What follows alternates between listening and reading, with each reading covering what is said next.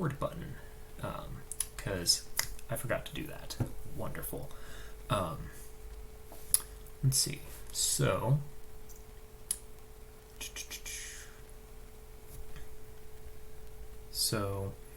let's see.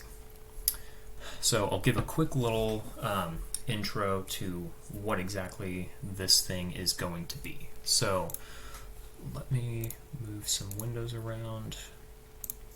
Also, another thing, I'm doing this all from a laptop, one monitor, and so it's a little crippling with just one monitor trying to stream and work at the same time. So I've got very limited capabilities at the moment, so please bear with me. So what you see on the screen here is a open rocket model of a rocket that I'm currently calling Tigris. I might change the name later, I don't know, but that's what I'm calling it for right now. So, so this rocket right here is being designed and built using materials that basically a bunch of friends and I are all just buying in bulk, and we're all going to try and build our own rockets and get our certifications, at least our level 1 certifications, early next spring. A little life update for some of you. So I recently moved from Idaho to Huntsville, Alabama to accept a graduate research assistant position at the University of Alabama in Huntsville, and I'm currently working on nuclear propulsion research over there, and doing grad school. I'm doing a master's in aerospace systems engineering at the moment. Might do a PhD, I have no idea right now, but we'll deal with that later. But one thing that is going on at UAH is that there is, it's called Space Hardware Club. Basically, a whole bunch of students that are interested in basically all things space, and they have different projects that they have going on, whether it be weather balloons or model rockets like this. They've got some other like experimental projects in the works, one of which is like Tigris. It's a bipropellant rocket engine, like with fluids, not solids. So that's a bit of a doozy there. But really, really cool work that all these different students are doing, and this is all just in their spare time, not like part of research or anything. There's plenty of research at UAH also, but Space Hardware Club is specifically just like volunteer-based stuff. I'm also starting a Terminus suborbital research group, where basically I'm going to be trying to teach students at UAH how to make a suborbital payload and launch it with the RockSat program, which is similar to any of the Kawaii Amber material that may have been uploaded in the last couple of years.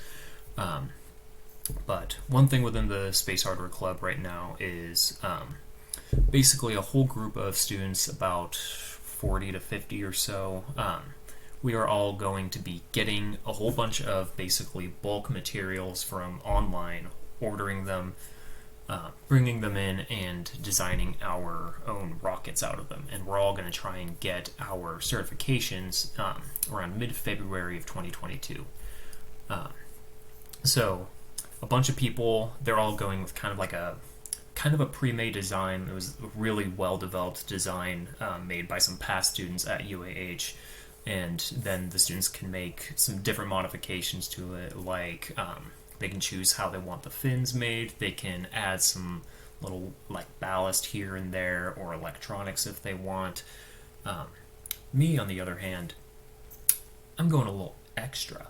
So what I'm going to be doing is, so what you see here right now is Tigris. This is kind of similar to the original design that a lot of the other students are kind of making their rockets after. You've got a 3-inch body tube right here that's around 34 inches long. You have a 12.5-inch nose cone. I think it's 12.5-inch. Got some fins right here that I've designed. You've got parachute, shock cord, standard open rocket model. Up here, towards the top inside the nose cone is where I'm going to be storing electronics in this rocket configuration. Now, one thing you might see right now is on the inside of the body tube, there's this huge inner tube right here, which seems a little bit too big for the motor that I have in it right here, which is going to be an H-class motor. Now, the reason why is because I'm designing this to be a component of also a level 2 capable rocket, while being able to also fly as just a level 1 rocket at first. So this is the original version of Tigris, and if I can, let's see. Awesome, the mouse is tracking everywhere, I just noticed. Let me see if I can switch windows really quick.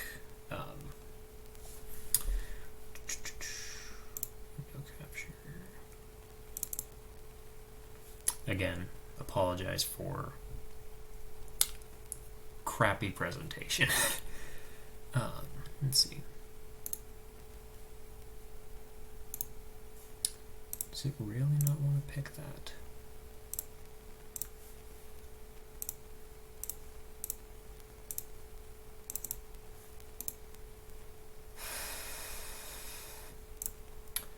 Excellent. Let me try this instead.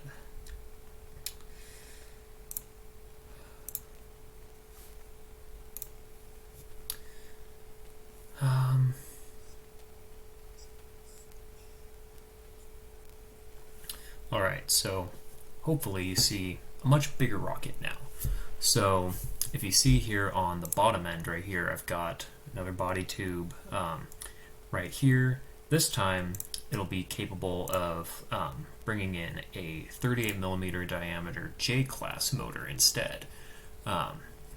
Which right now, this is the type of motor I'm going to be modeling it after for right now. I might change it in the future, might not, but I wanted to give a little bit extra length just so I can have a little bit of variability if needed.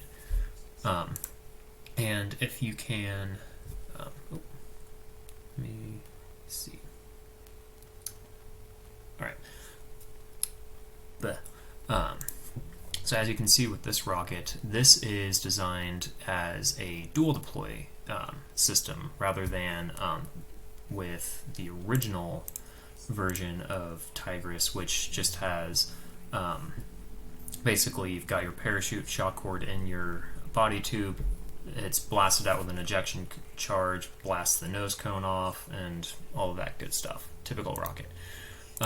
So Tigris Sigma, which is basically bigger, better version, will have you'll have your first the lower half body tube, and then in the middle you're going to have an electronics assembly, which will be the exact same electronics as Tigris here, except I'm going to design the electronics to be interchangeable between a nose cone and this this E-bay in the middle right here. And then that I can use to control ejection charges for each of the drogue and main parachutes. And if you see right here, so I'm at a 1.32 stability margin right now, which is a little low, but if you see up here at the top of the rocket, it's mostly empty at the moment. I can very easily go and add whatever kind of ballast wood I want to the top to bring that center of gravity up more towards the top of the rocket, increase my stability however I see the need to. So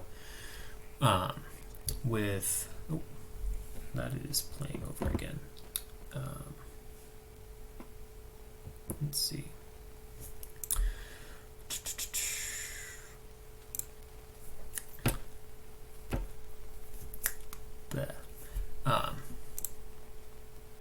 Forgot what I was going to say.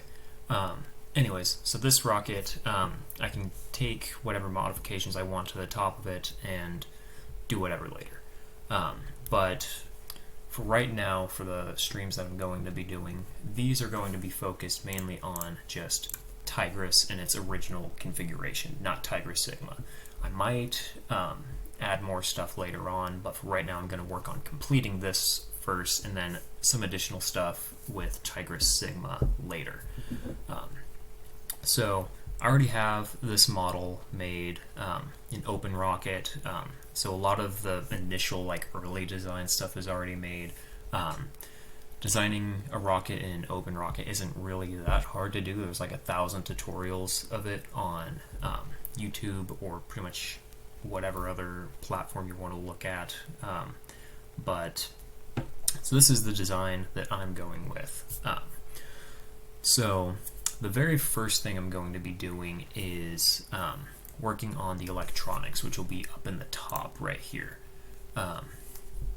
So the reason I'm doing that is because there are a handful of other people in Space Hardware Club that are also interested in putting electronics into their rockets, and so I'm making these kind of streams so that I can show it to them later, so that they can kind of get an idea of how I'm making it, and they can make their own system that mimics mine however they want, and so try to help some of those people with a little bit of intro to how to make PCBs, like custom ones, and not the kind you make some Eagle or KiCad file and send off, get it made in China and bring it back. I'm gonna look at just making them by hand with perforated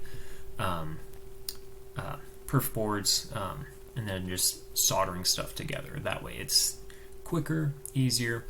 Is it the best way to do it? No, of course not. It can be drastically simplified if somebody wants to, but for right now, it is good enough for me, and that is all that matters. So, what I'm going to be doing with these electronics is that I'm basically going to have it be made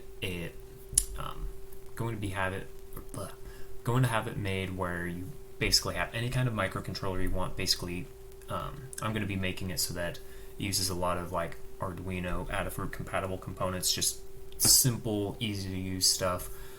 So you can choose whatever type of microcontroller you want, whether you want to use like a micro, a nano, or a mega. I'm going to be using like a compressed version of a mega basically for mine, but you can do whatever you want. And then that is going to interface with basically a breakout board that you can wire up and route basically whatever kind of sensors or other modules that you want to have in your assembly. So if you want to put in an IMU, but you burn out something, you accidentally cross some wires or something, and you burn out the sensor. No big deal. You can just take it, pop it out, and put a new one in. Or you test out the system, you try it out with one sensor, and it's not quite working to what you want it to do. You can just take it, replace it with a bigger and better sensor if you want. So it'll be so it'll basically be a breakout that you just have a few lines come in from your microcontroller, and then you can have a bunch of connections on that breakout board that should then go and connect to.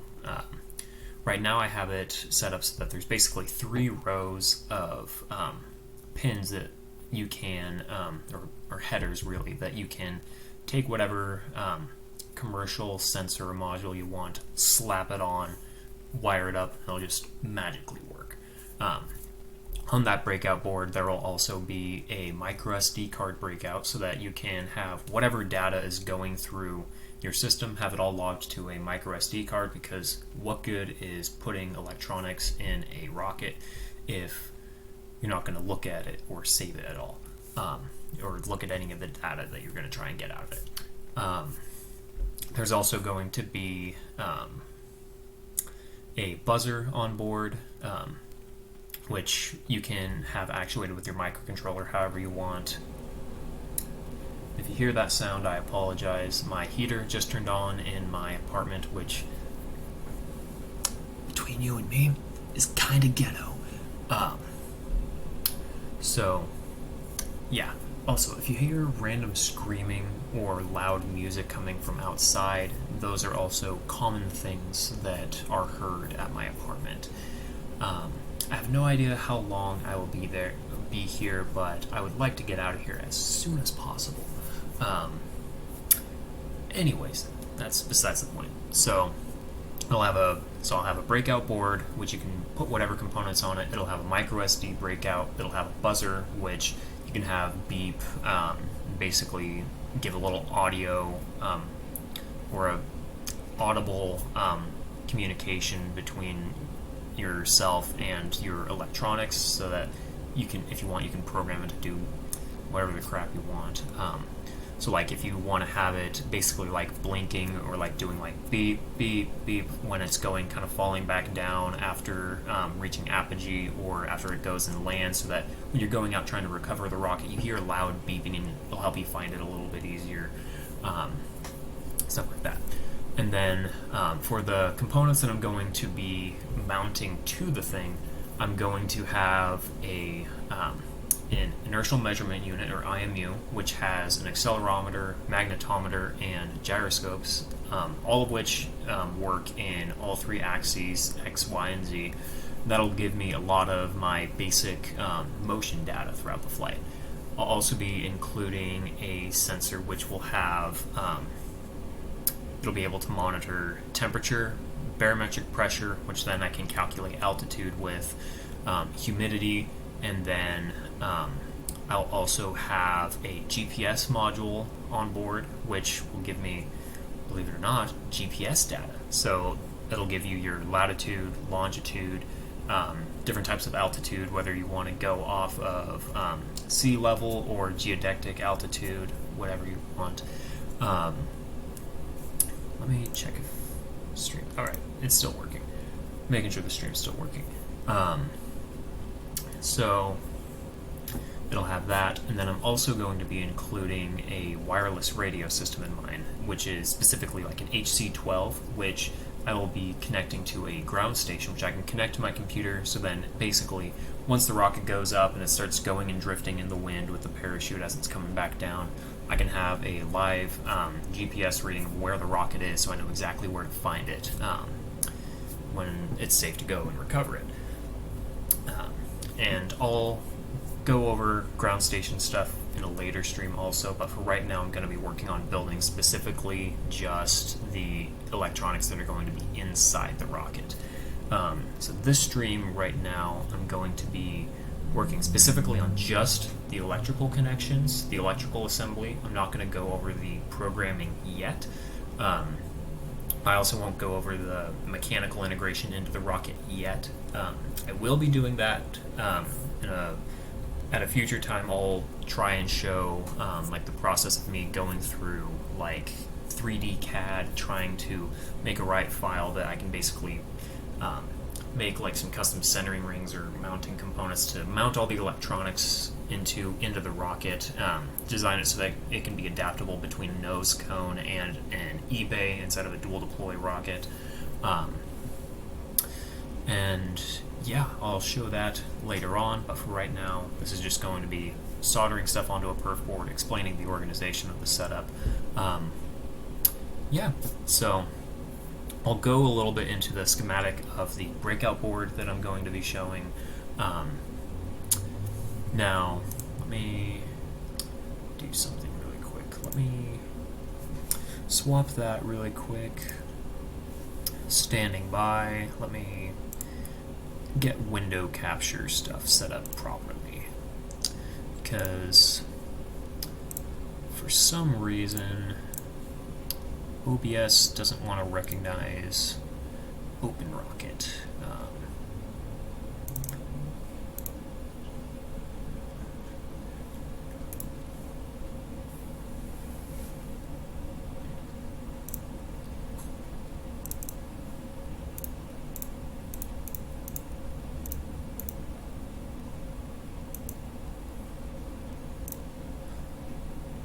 Alrighty, so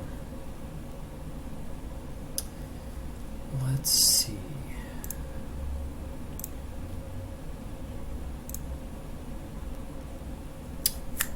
Alrighty, I think it is working now. So, what you see in front of you is, I will call it an abomination. Now, only idiots will design electrical schematics for PCBs in AutoCAD. Luckily for you, I have a certification from Autodesk, the company who makes AutoCAD, and I am pretty stupid. So, guess what I did? I made an electrical schematic for a PCB in AutoCAD.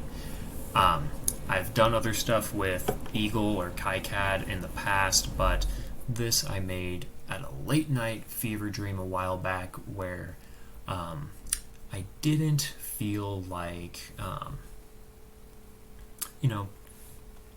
making smart decisions. This is way easier. I've been playing with AutoCAD in one way or another for around 8-9 years at this point now. It's like a second language to me, along with Autodesk Inventor. Love it.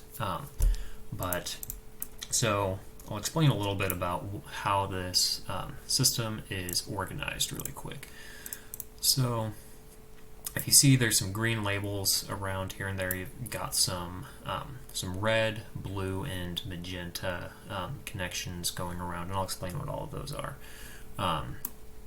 So this system is actually based partially off of a design I made for a previous version of a flight computer, which actually, if you can see, went to space and back. This is a 3D printed container that it was in. This was part of the Amber project, which I launched on a sounding rocket out of NASA Wallops Flight Facility. Represent. In August of this year, which is 2021.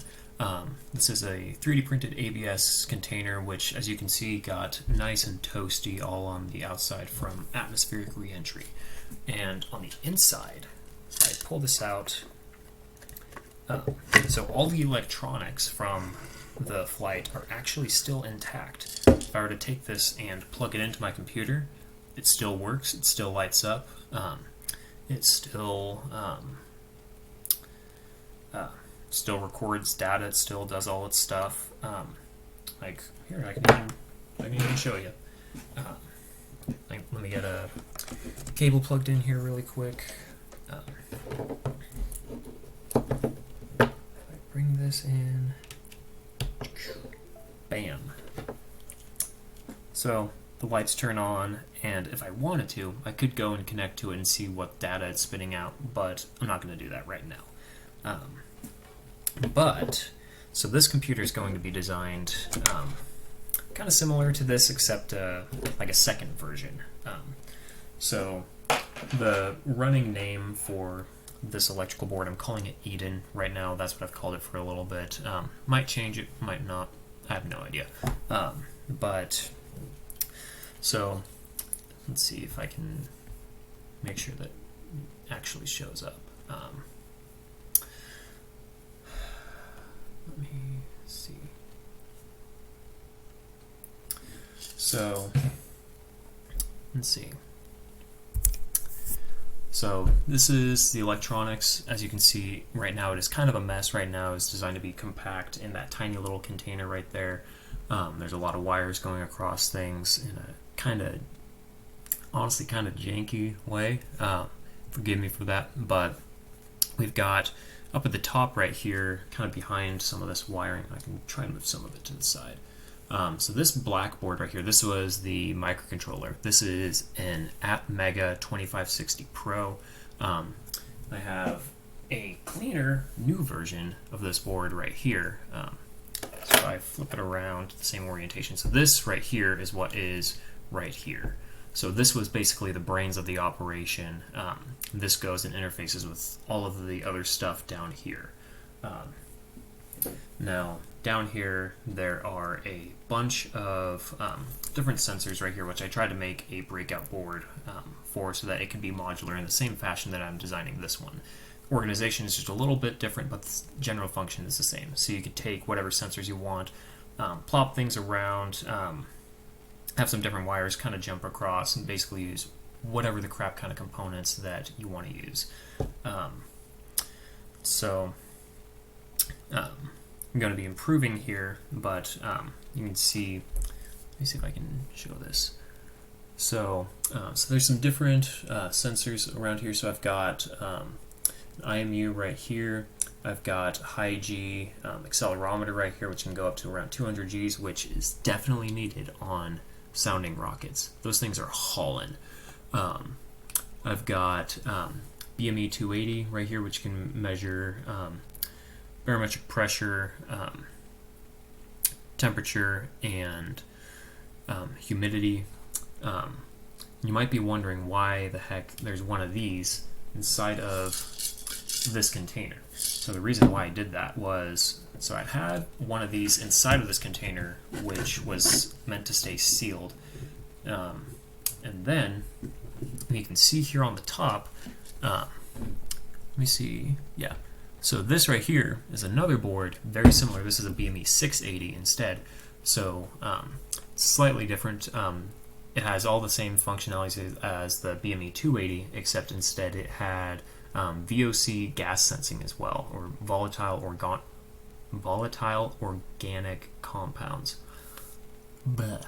By the way, I'm terrible with talking. Apologize. So that's what's here. So this would be able to monitor conditions outside of this container, and then there is another sensor on the inside of the container, which the idea was to be able to design it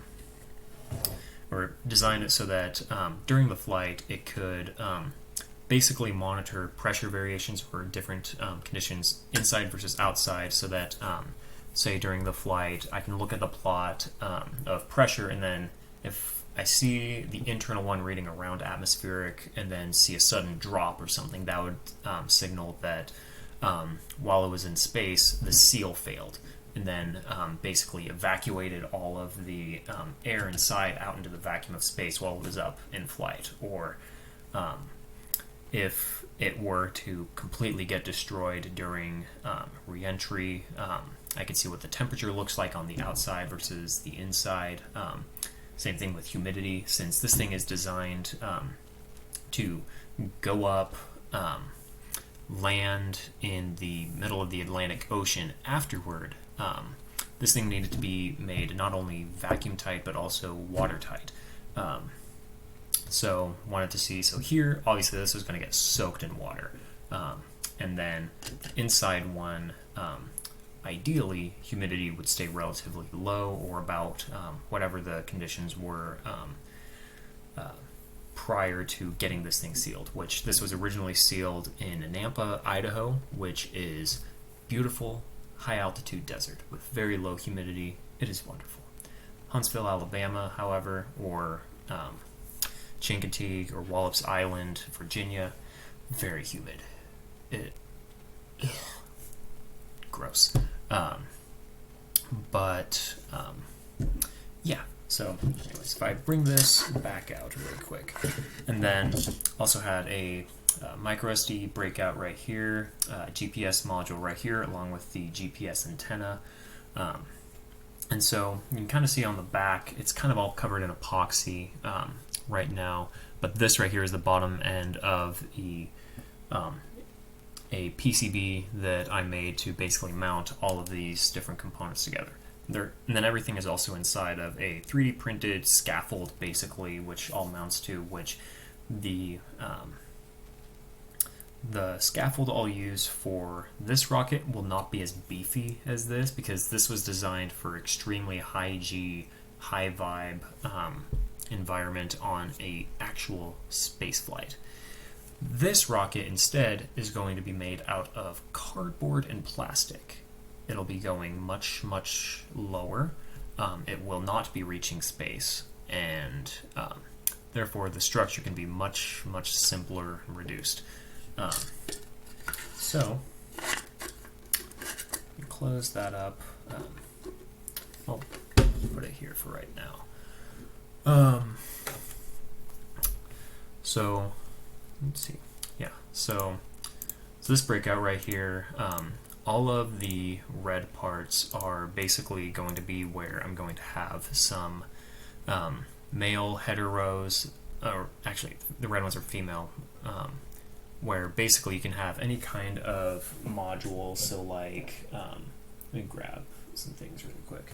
I've got an HC12 right here. I've got BME 680 right here. So you see how there's these pins on the boards. So basically these can go and plug in to some female rows that are going to be on this board.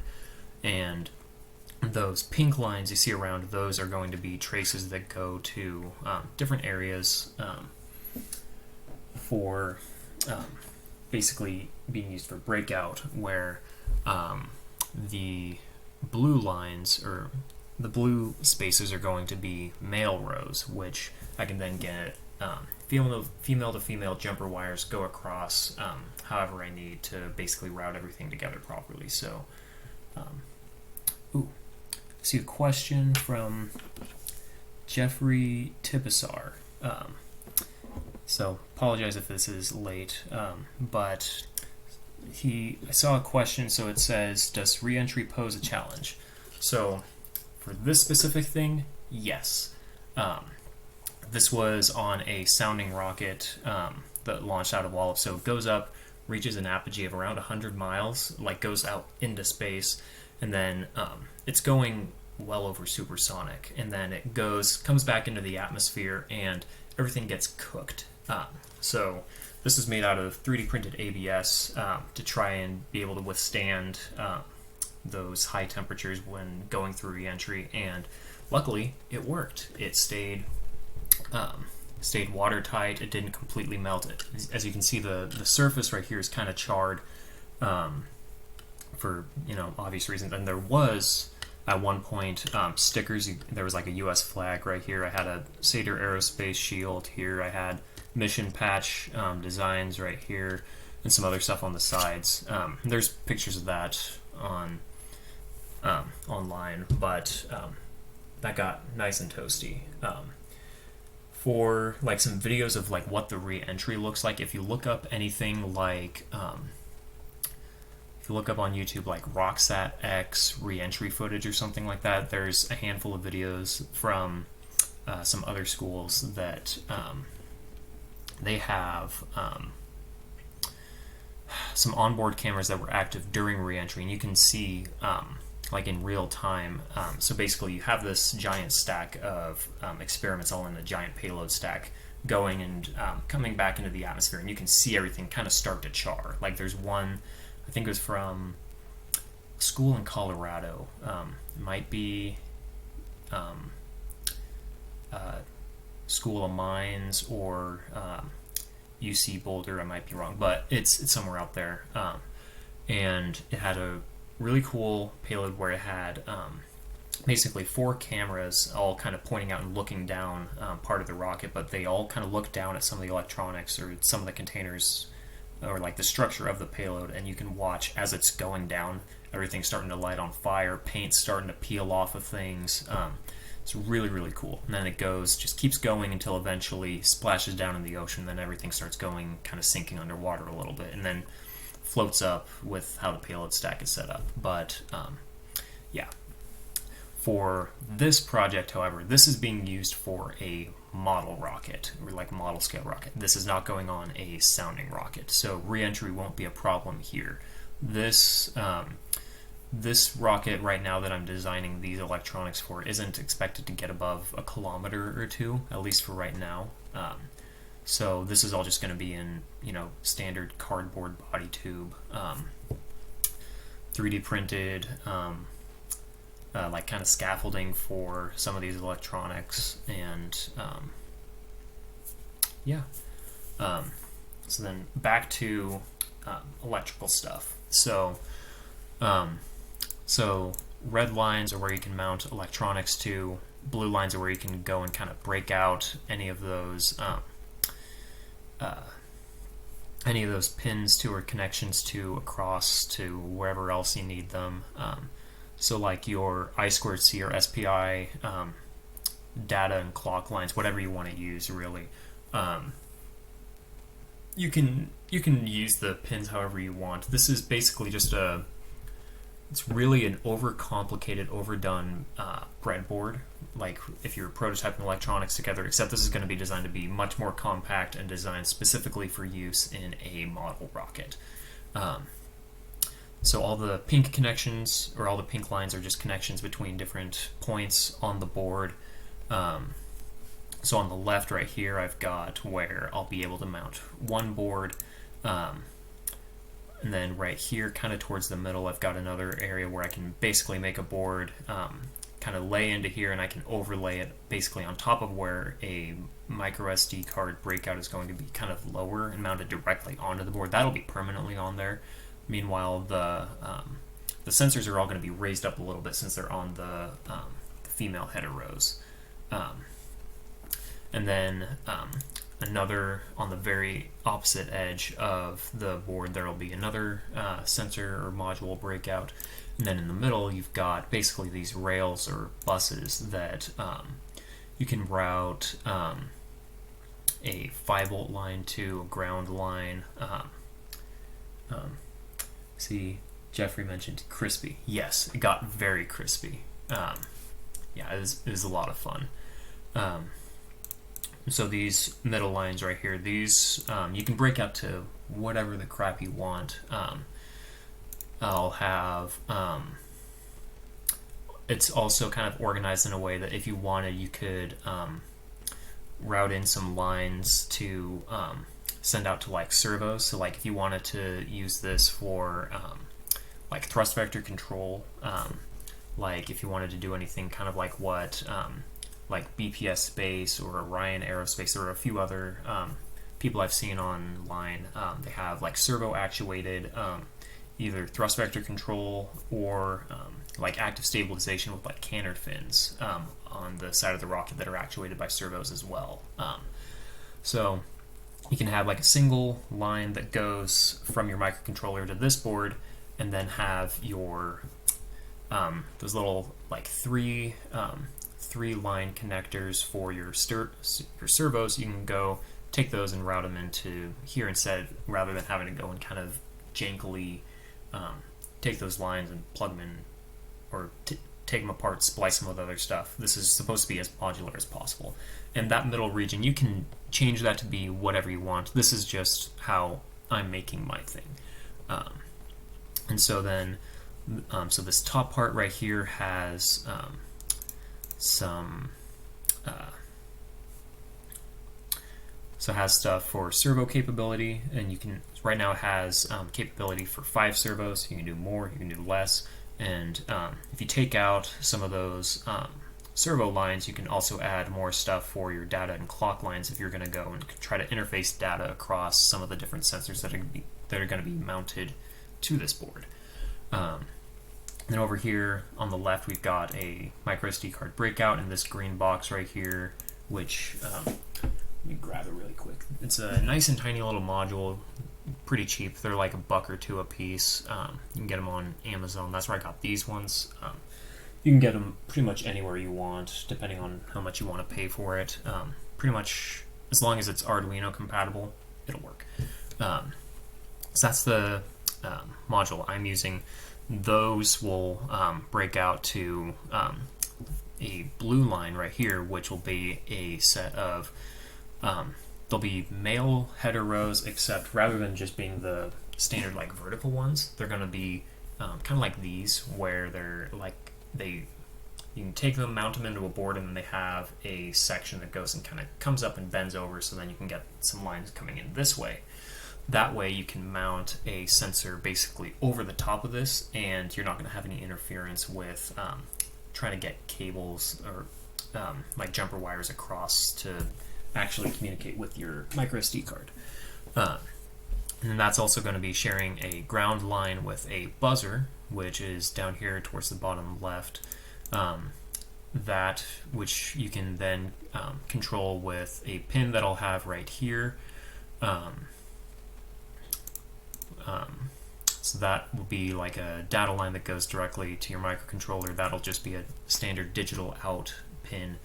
And then the upper two spots on this line are going to be your power your power and ground coming from your battery, which will be coming from a terminal block right here. To turn the system on, there's just going to be a simple little toggle switch. Flip it one way or another. That'll be right here, so you can flip it and jump a connection between the positive end of the battery, come here, and then have this part go to the voltage in pin on your system, and then you're going to have your ground line connected to this little spot right here. Let's see. Let me make sure the stream is still working. Let's see. I think it's still working. Okay, cool. So that'll be that. And then the battery, you can have that connected to whatever kind of battery you're going to use. Any kind of like standard like LiPo battery with 2 lines that come out, power and ground, wrapped in like foil and capped on tape, or what I'm going to be using instead. It's a little easier to work with, but it's a little bigger, but works for what I need. Rechargeable 9-volt battery. This works very well for me. The microcontroller that I'm working with, it can handle, I think, up to, I think it's like a max of like 11 to 12 volts or something. It has an onboard voltage regulator, which can step it down to 5-volt level for everything else on board, and works for what I need. If you're trying to work something for like several hours with a 9-volt battery on a 5-volt microcontroller, I wouldn't recommend that, but for what this is being used for, short enough time to where it does what I need it to. So, are there other alternatives you could do? Yes, but this is what I'm doing with. This is what I'm doing it with. You can do whatever the heck you want with it if you decide to make one of these.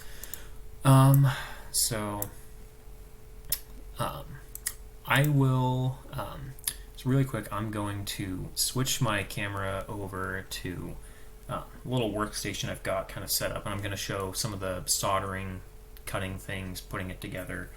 So I'm going to swap cameras really quick.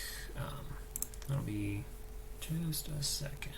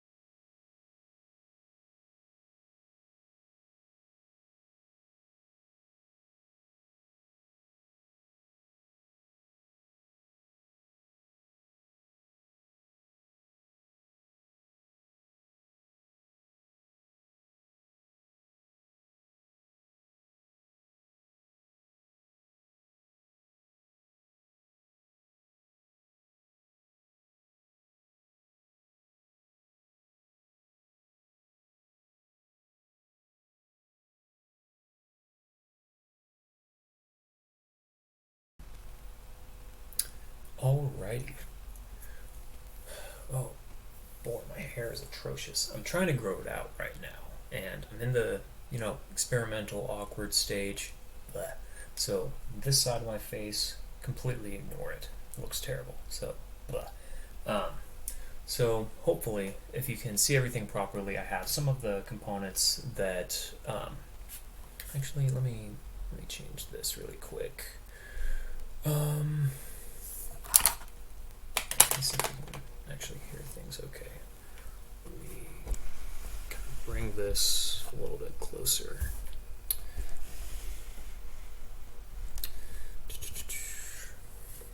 Hopefully you can hear me okay. So, let's see.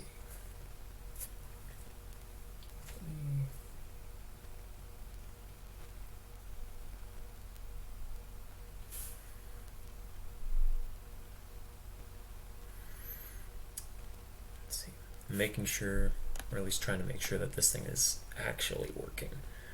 I'm checking it with my phone right now because,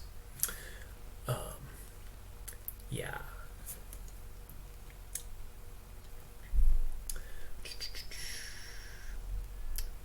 Screw it. It should be fine. You can hear me okay, hopefully.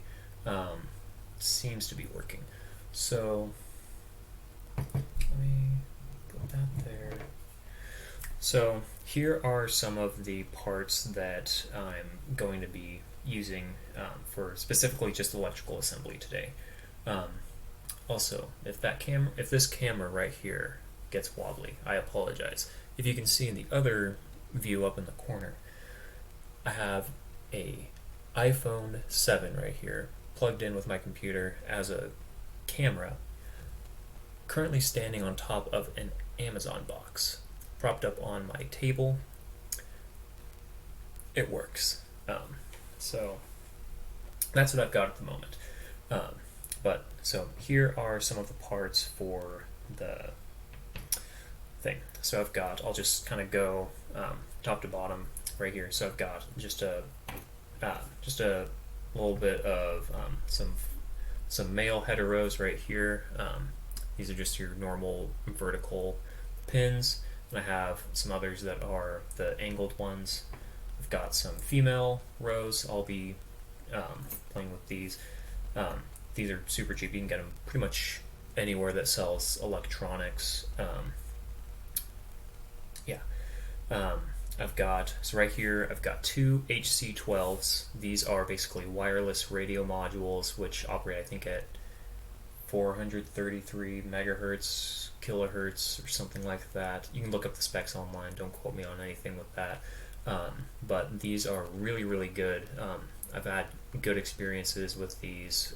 If I need to do any kind of like wireless data transfer or communication between two different systems, basically you can get like an Arduino or something in one area and some other microcontroller or Arduino in another area. And I think the max range with these is around 1 kilometer, which for the flight that I'm going on with,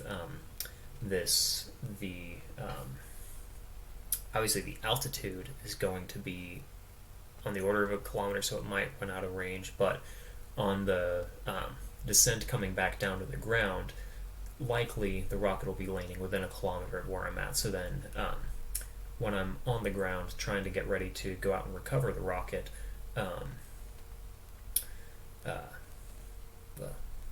then it should be within a close enough range where I can start getting data from the rocket, get like my GPS data, make sure that it's able to be found, and hopefully not in the form of a tree ornament. Let me check something.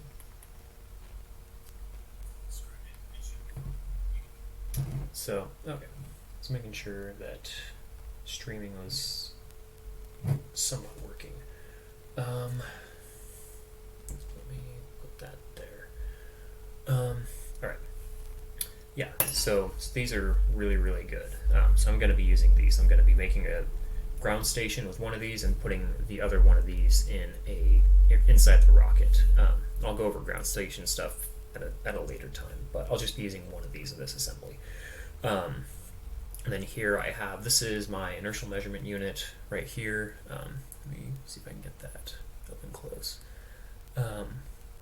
It's not wanting to focus, but if you go to Adafruit, you can get one of these. It's an FX0S8700 plus an FXAS21002. This is a really good IMU.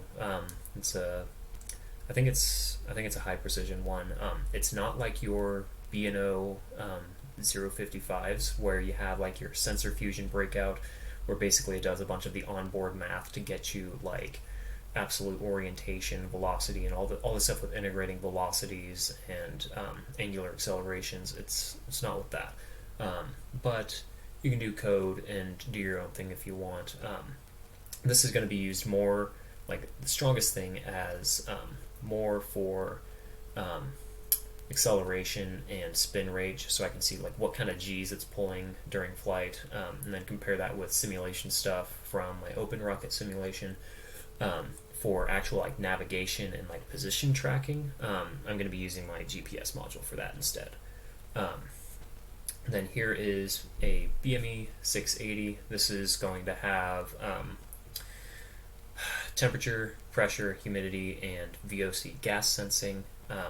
This is the same one that was used on the outside of the Amber avionics system. This lovely roasty toasty hunk of plastic, which is now one of my favorite space memento decoration things that I have. And so a lot of these are similar modules that were used on the same electrical assembly as the avionics system. This right here is my micro SD card breakout. This you can get like a pack of them for like a pack of 10 on Amazon for like 10-12 bucks or something like that. Pretty cheap, easy to come by. You can get them pretty much anywhere. And then this is a GPS module right here. So again, this you can get on Amazon. This is a GY GPS 6MV1. It's, you've got your standard U-Blocks module on the middle of it right here, and then it connects with an antenna right here, which then, actually communicates to satellites, gets your GPS data, all that good stuff. So I'm going to put that there. This is the microcontroller I'm going to be using on this flight. This is a Atmega 2560 Pro. This is basically the equivalent of an Arduino Mega, except way smaller, and has all the same storage, or like memory storage capacity, processing power, digital and analog pins and everything. The only difference is rather than having everything all spread out where you can go and very easily take your wires and go and jump across, this is a much more compressed version, which if you wanted, you could take one of these and put it onto an embedded PCB if you want with all these, and then have everything all branch out wherever. It's a very compressed form factor, which is excellent for what I want to do. So that's that. This is an Adafruit Metro Mini, which is basically, it's like a Arduino Micro or Nano. This is the microcontroller I'm going to be using for the ground station I'm going to be making.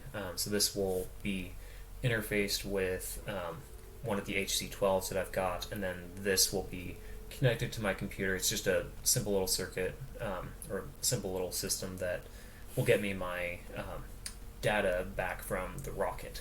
I won't be playing with this one too much today. This is just to show what I've got. This right here is a, just your typical perf board.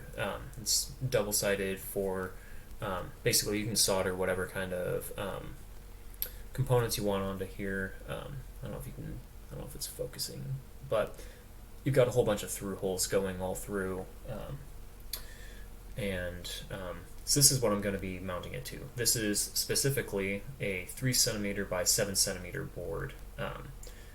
It's got, I think, 10 by, let me see, I think 10 by 24 pin placements on the side, and then you also have, I think, 8 tabs, yeah, 8 tabs on each side that are not through hole, but they're just little pads that you can go and solder stuff to if you wanted. I'm not going to be using those. I'm just going to be using mostly the through hole stuff here. That you can usually get them like in a pack or something like so. Ones I got, like you can get like a pack with a whole bunch of different sizes if you want. You can get like super skinny ones, or you can get, you know, a little shorter, a little fatter, whatever kind of size you want. So those super cheap. You can get them pretty much, you know, anywhere electronics are. And then here I have just a single two slot terminal block right here. You know, get them anywhere. This is a 5-volt buzzer, which you can feed with a digital signal from your microcontroller and have it beep at whatever frequency you want. If you want, you can also do volume control with throwing a resistor between your microcontroller and this buzzer so that you can vary the voltage actually going into the buzzer. If you want to be fancy, you can use a potentiometer for that, or basically just any kind of like a little like turning knob if you want, that can be on board. I'm not going to do that since I'm not going to really need that for this, but I am going to wait to actually solder this until I actually have all of the other circuitry done, all the coding done. That way it's not like I'm sitting here trying to work on all the code for this and then I have this super loud buzzing constantly going on. I'm going to wait for that. So I'll be able to show this. I will be able to like take this and like put it in the place that it's going to be on the board. I'm just not going to permanently solder it yet. So then it'll basically be nice, mute, and quiet while I'm doing all the development stuff. And then once it's time for like final integration, that's when I'll take this and set up the buzzer. And then here I've got just a simple, let's see if the camera will actually get this, tiny little just like toggle switch with 3 pins. You can flip it one way or another. You can get these, you can get tons of these for pretty cheap. Basically just bridges a connection across the middle pin and one of the 2 edge pins, depending on how you have the switch set up. This is going to be basically the on-off switch, or the connection between the battery power and the voltage input pin on the microcontroller right here. Let's see. Let's make sure stream stuff is actually working.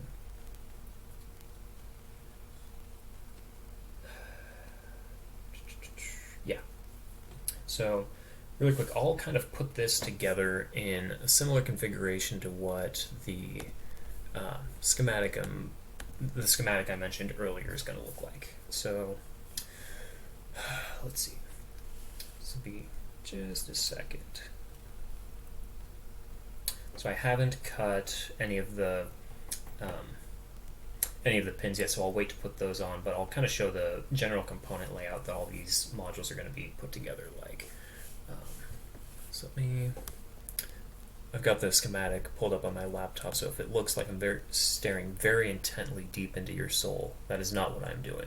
While I'm sure you're probably beautiful to look at, right now my schematic is more pretty to look at, and I need that right now. So let me get that. So I'll get...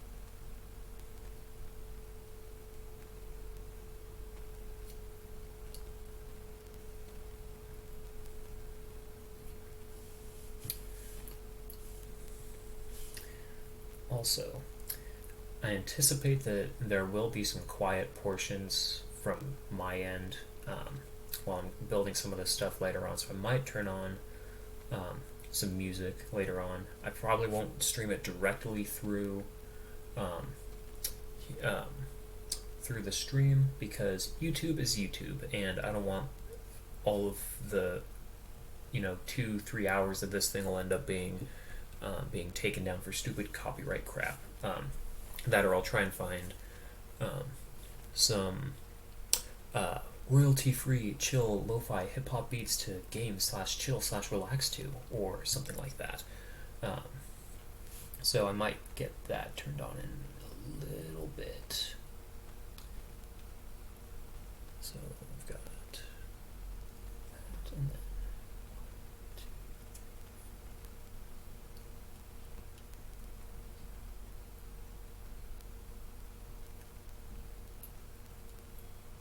Alright, so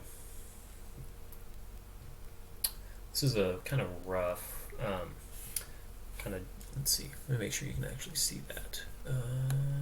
Let's see, alright, so this is kind of a rough layout of how the electronics are going to be laid out. Right now the antenna is just dangling, but this will later be secured into part of the 3D printed scaffold for the rocket. And the way I have everything organized, so one thing that's nice is that on this bottom area right here I'm having two components that are fairly narrow and don't take up that much pin space.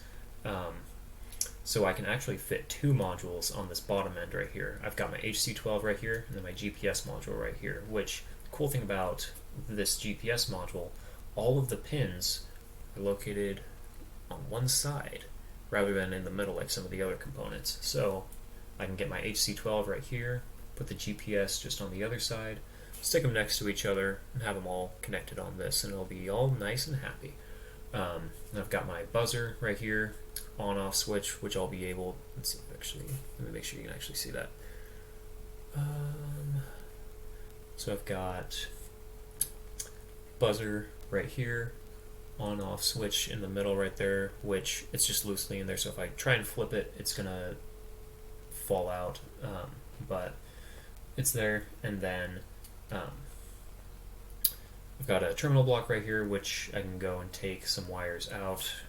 That'll connect to a 9-volt battery clip right here, which will connect to my 9-volt battery, or if you want to use another type of battery, you can just route it into there instead.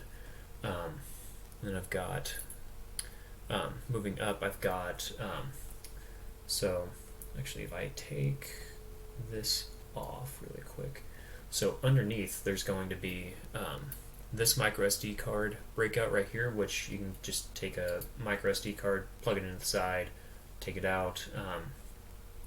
That'll be actually, this is the actual height that that board will be. And then there'll be some of those angled male pins right here, basically coming and branching off the side, which I can take those and route them to my microcontroller. And then right next to it is going to be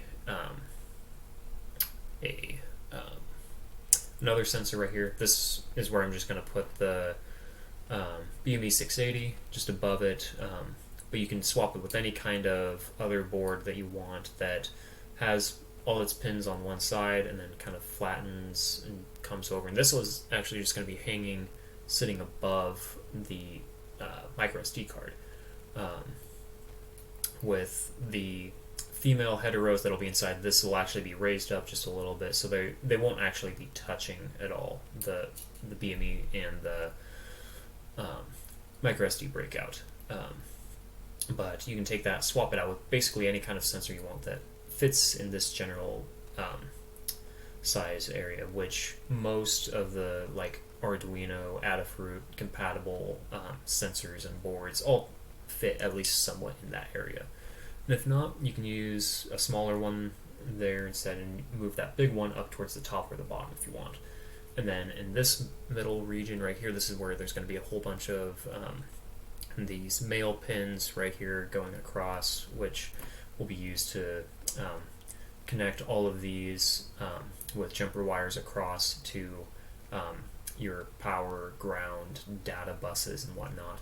Then at the very top we have our final sensor, which in this case is going to be the IMU. So that's there.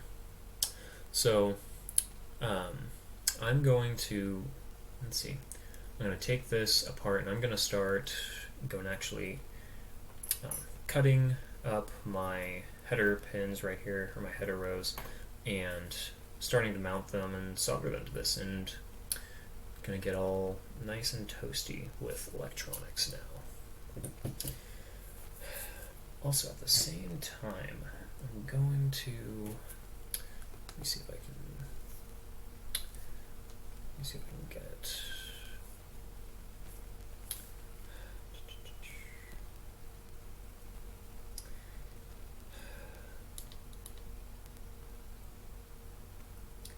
get some music going here really quick.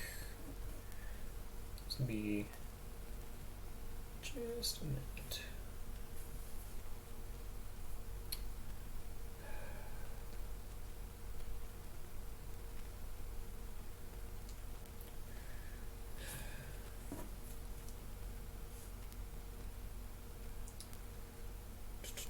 I have an old phone also with me right now. I'm gonna try and check stream stuff on.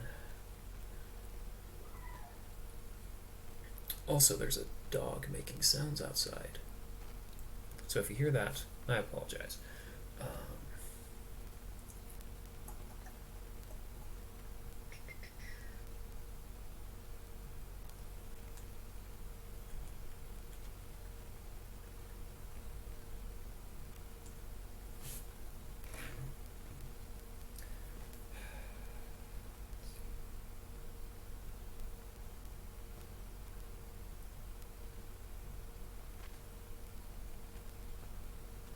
Wonderful.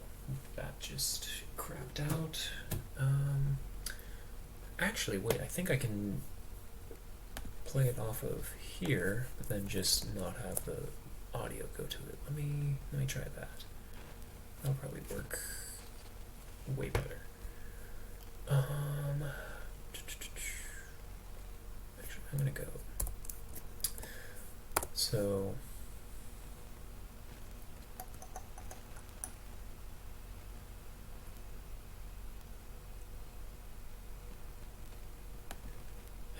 great. Never mind. Alright, straight. I'm just gonna go off my phone because that doesn't want to work.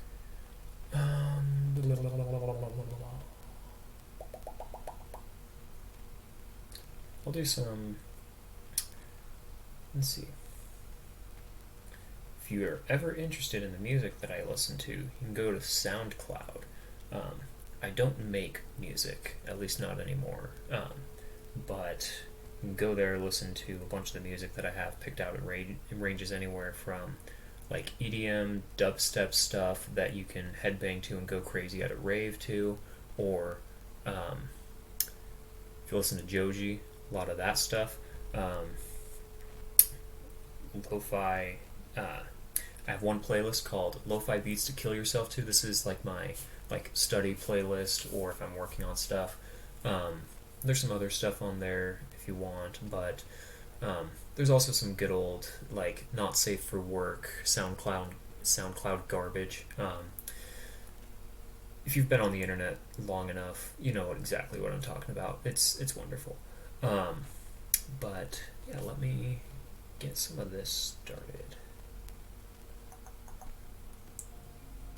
Let's see. Or actually, I'll get some more energetic stuff instead of just putting you to sleep, because I know my voice is definitely not the most thrilling thing to hear. I've got one playlist called Songs I'll Play When I'm Off This Rock. This is music that I'll listen to if I ever get the chance to be an astronaut. These are the songs that are going to go on whatever future version of like an MP3 player or phone are going to be, whatever is allowed to come on a space mission with me. It's got, some different like techie music, It's got some Porter Robinson, some Madeon, Laszlo. Laszlo's pretty good. Also, Conroe. Some different stuff from some game soundtracks like you've got No Man's Sky. It also has some stuff from Apple TV is doing a version of Foundation from Isaac Asimov. The soundtrack is poppin'. It is wonderful. I get this here. I don't know if you can hear. But I'll turn it off when I'm talking about details of this, but hopefully it doesn't sound like absolute crap. Let me make sure.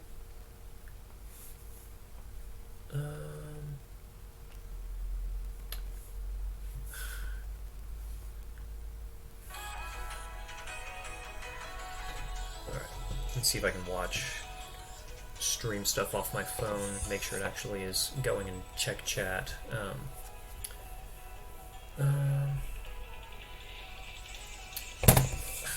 Crap.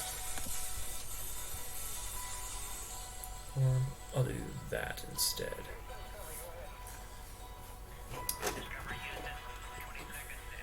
Hopefully it doesn't sound like absolute crap.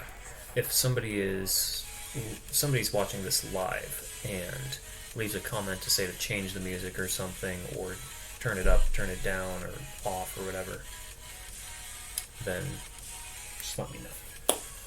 Alright, I'm going to start with the pins here. So, I can do...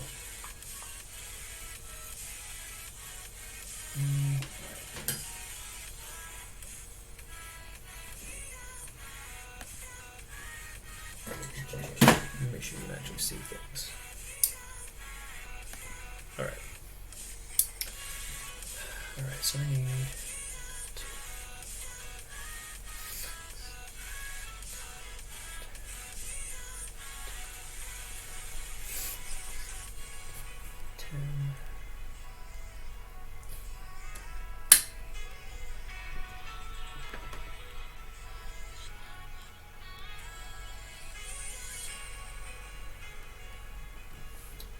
Since there's 8,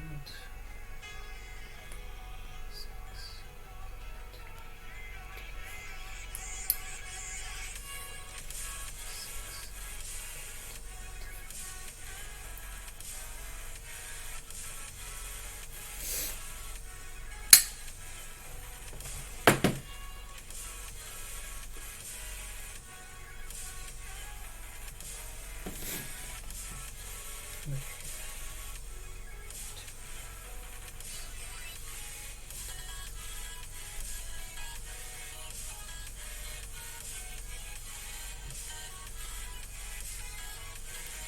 Ooh, excellent. That was just the amount I needed.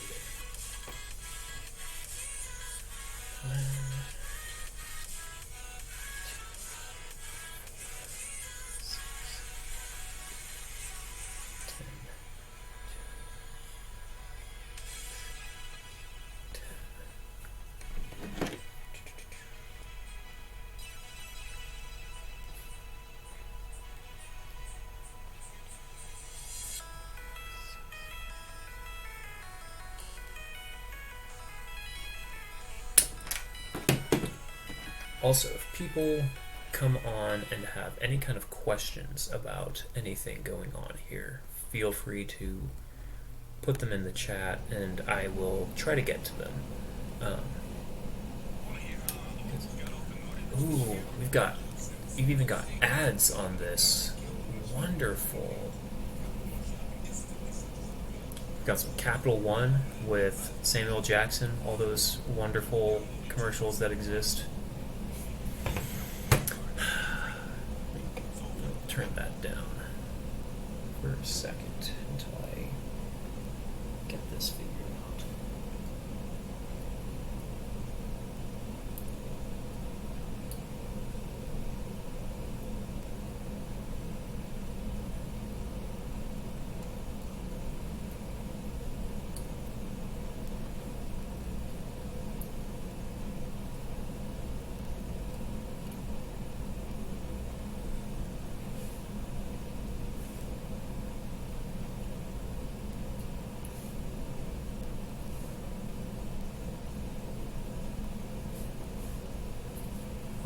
Ooh, next song we have.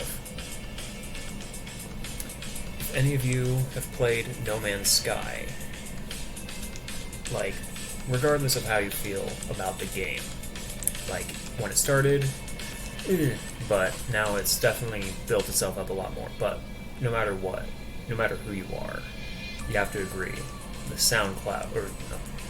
the soundtrack absolutely slaps. It is wonderful.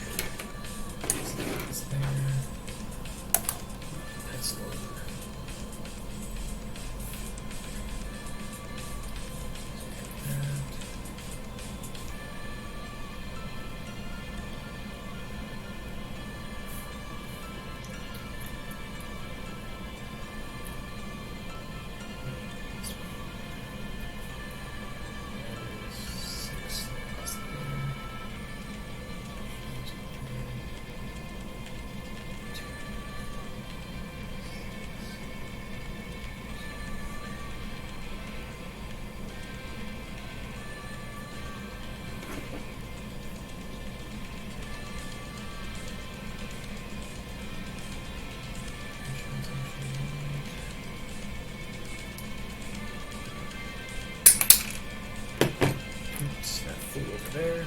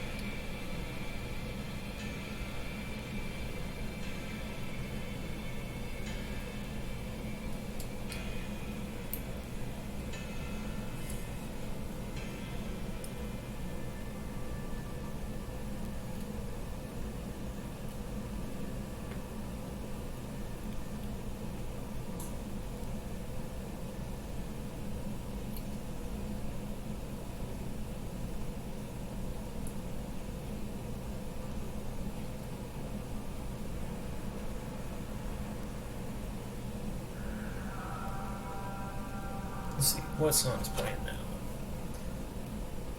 This is The Fire by Puppet and the Eden Project. It's a very good one.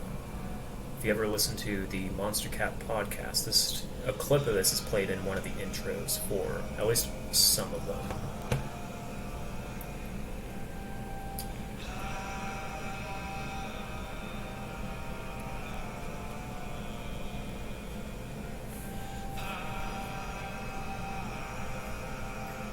It's got some vocals at the start, but then the drop when it comes later is delicious. Let's make sure this is actually still working.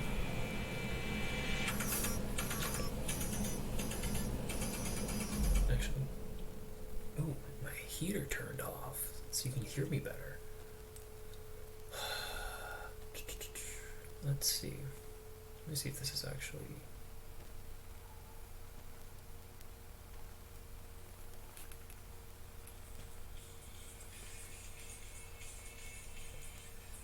Oh, okay. Yeah, that's working.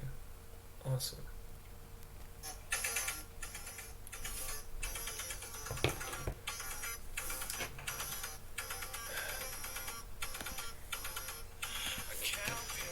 Also, in the future, so I think with videos you might be able to clip out audio from certain portions if it has like copyright strikes or something with music or whatever. So if you are listening to this in the future, and or actually I should probably say that over again without the music in case this part gets cut out. So with YouTube, with copyright strikes, I think you're able to take out or clip out audio from different parts of the video that have whatever section of music that triggered the thing. So if you're watching this sometime in the future and there's a weird part that the audio is cut out where I'm saying something, that's probably because of me cutting this music out at some future point. If you have questions on what I said, you can try and leave a comment. I'll try to get to you if I see it. But yeah, this stream will probably be a disaster. This is my first time ever trying this, so bleh.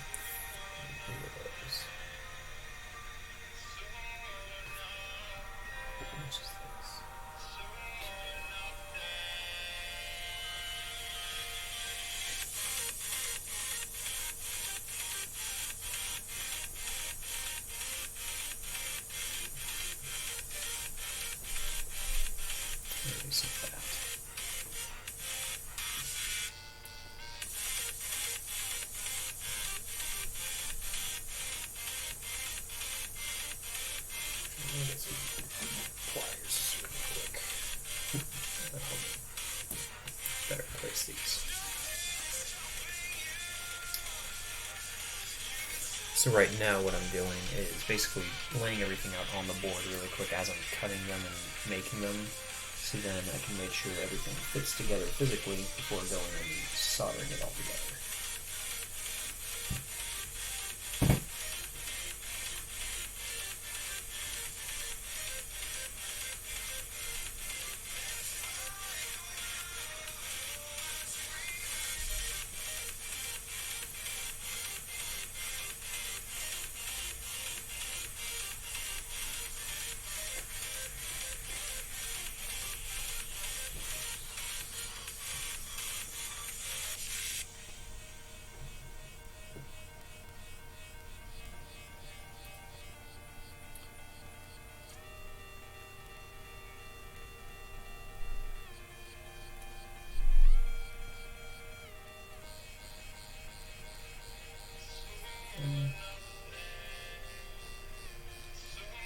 Just going to do a patch of 10 there instead.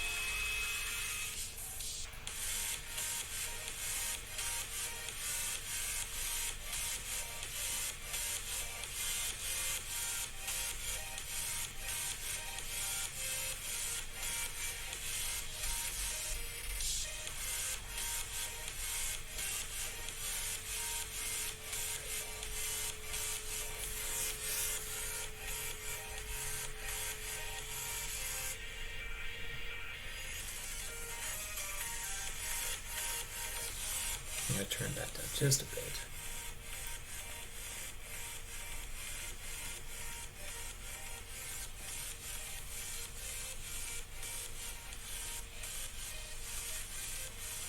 Oh, I have my spacing wrong. Actually, move a few things over.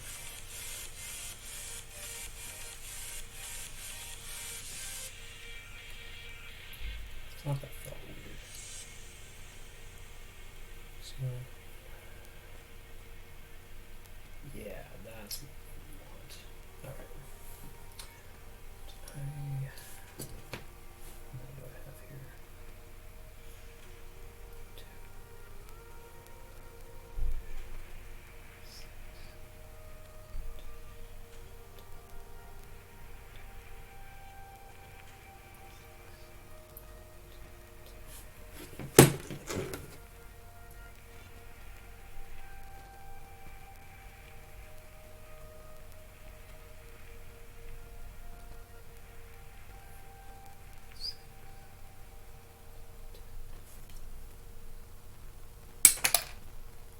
Wonderful. That just shot across my desk.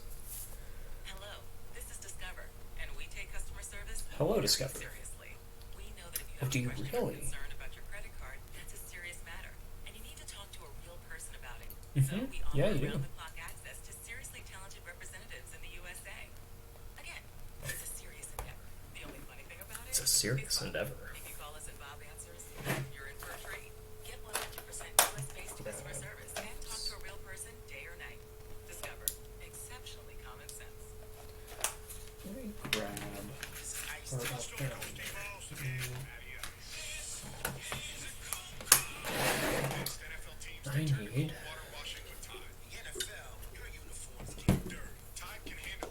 I need some more pins.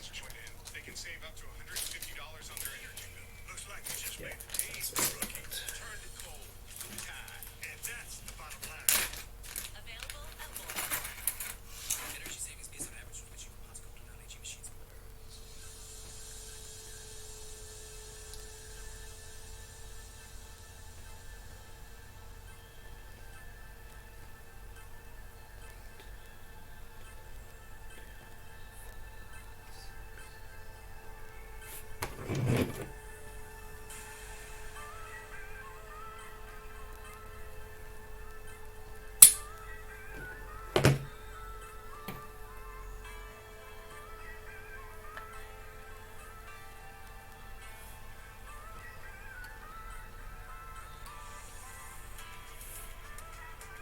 Oops.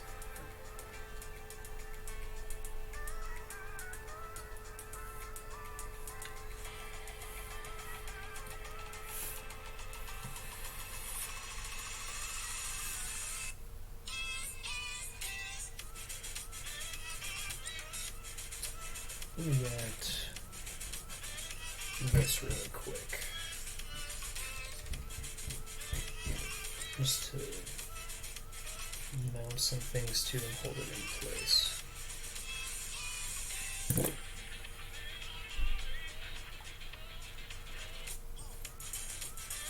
And I'll bust that joint and leave that hanging for a minute.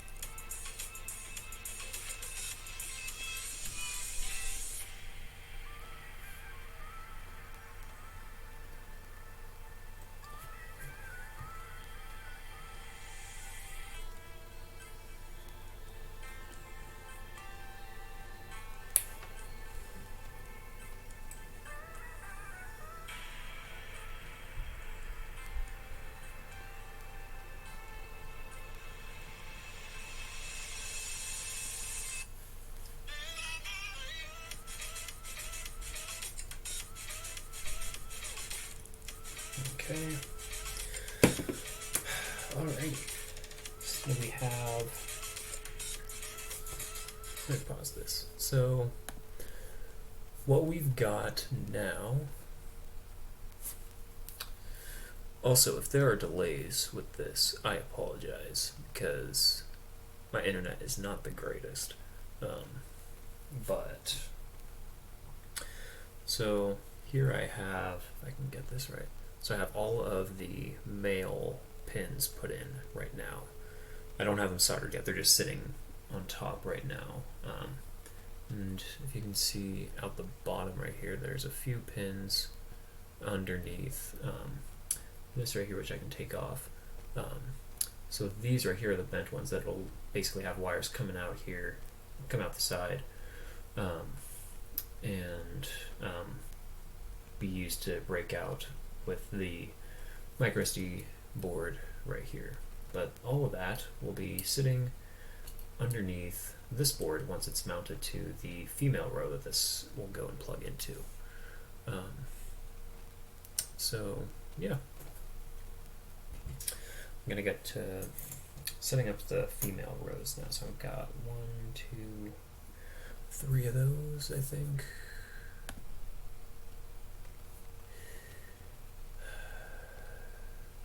Yes. So I need.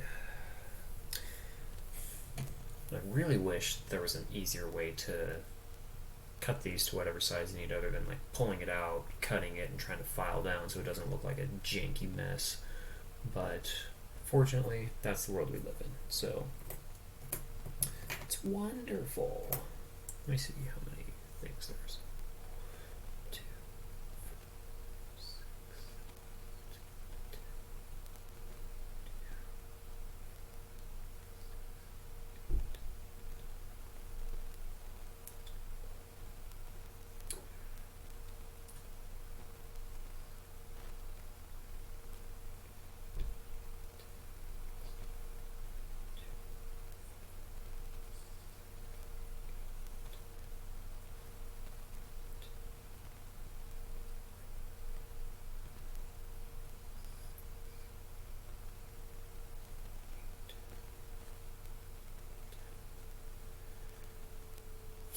Let me get the music back.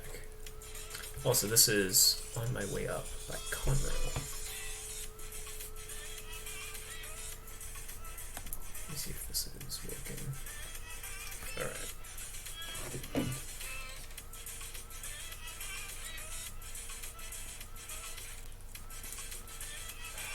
Crap. Which one is this?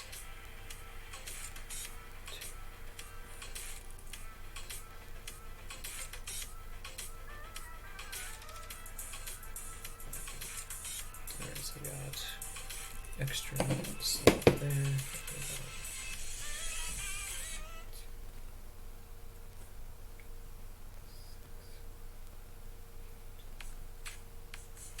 Awesome. Ooh. This is Shepherdess by Porter Robinson, and absolutely love it. Okay.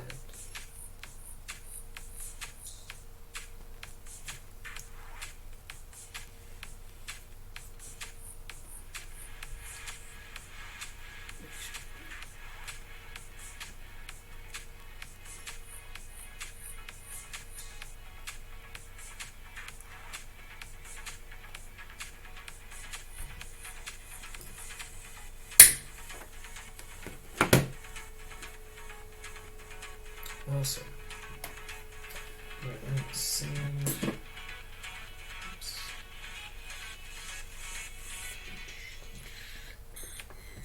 I'm gonna move some of these parts out of the way because I'm gonna do a little bit of filing on the edges of these so that they don't go and overhang a ton.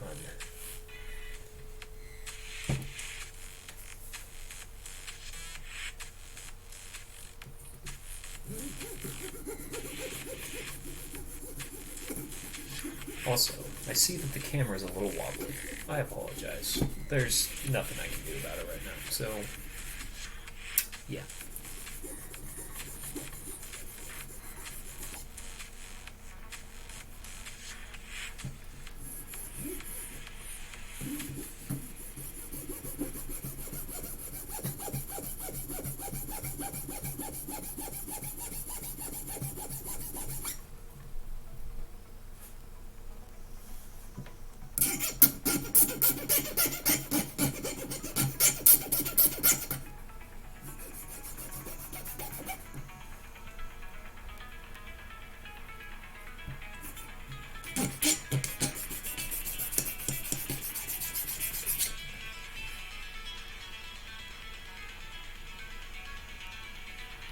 flip this over to the other side.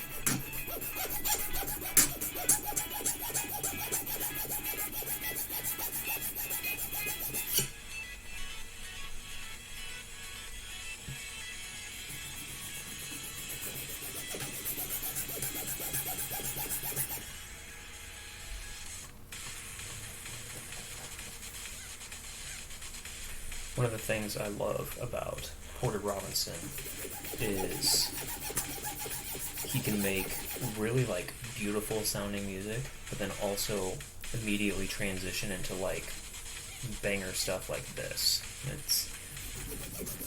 He's got a whole range of stuff that he can do. He is one of the most talented musical people I have ever come to know, and he is one of my all-time favorite musicians. And this is some of his earlier stuff. This is from, I think, something like 7-8 years ago-ish. This is from, if you're familiar with any of his stuff, he had an album called Worlds, like around 7-ish years ago or so, and this came out kind of around the same time. It was an unreleased thing for a little bit that he only did at shows, but this is actually a rip of it, but I think he released it, but then most recently he had an album called Nurture that he released, and that one is also wonderful, but it's a totally different style, and it's a much more calming album, but it's really, really good. Highly recommend. Let's say that's good enough for that one for right now. Now file down the other one. That one cut a little better. Or actually...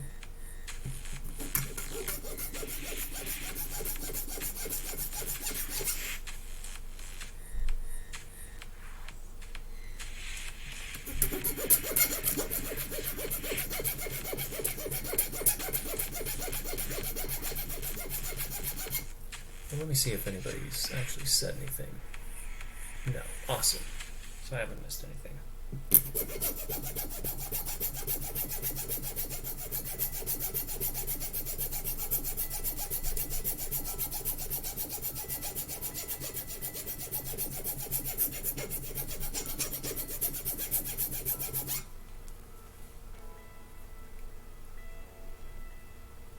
That's good enough for those.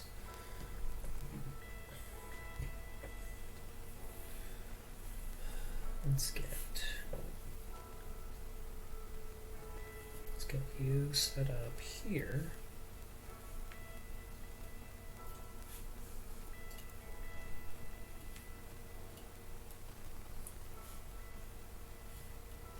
Send that. Plug in there. Ooh, beautiful. So that'll plug in there.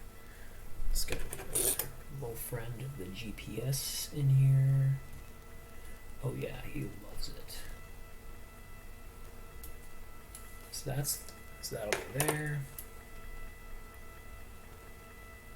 Let's get our buddy here in the middle.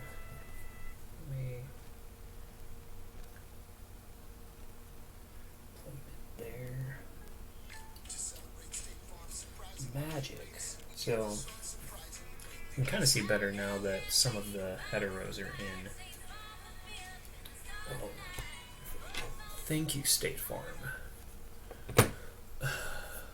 Let me see. So you can kind of see a little bit better now what I mean by having this middle sensor hang out over the micro SD card. So right now, let me see if I can orient this the right way. Yeah. So you can see, so it's currently sitting on a female row right now. Let me get that a little closer. And doesn't want to focus, but whatever. So that'll basically hang up right there, hanging out, suspended over it, and then this whole thing, I won't completely tilt it, but this will be basically horizontal, or actually vertical, inside the rocket when it's actually being ready for flight. So it'll all be sitting, and so this will kind of be just hanging off to the side of the SD card, basically. And then, so I've got 2 of the 3 female rows cut and prepped right now, so those are right here and right here. And then I've got 1 more to do, which will be right here. Let's see. So yeah.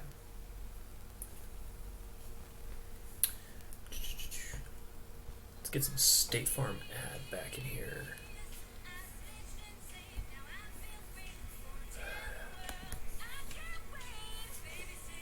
I have no idea how many times I've heard this ad. Let's see. Any questions? No? Alright, awesome. What's my hair doing? That is a weird curl. Okay. Something.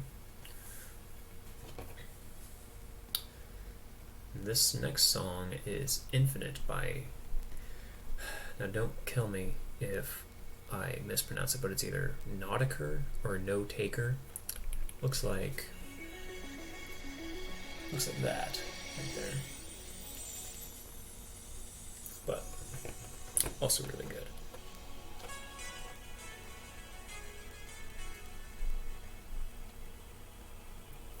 We'll set that there.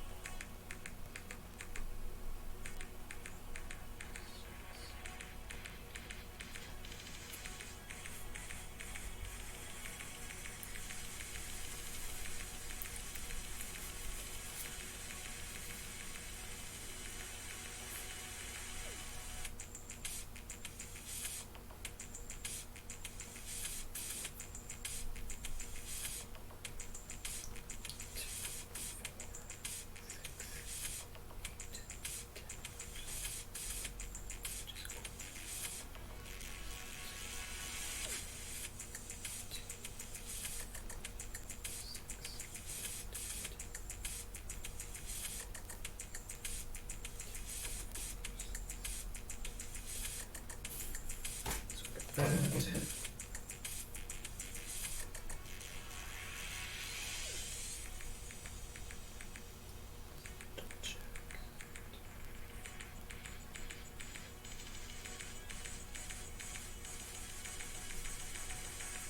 Got that out.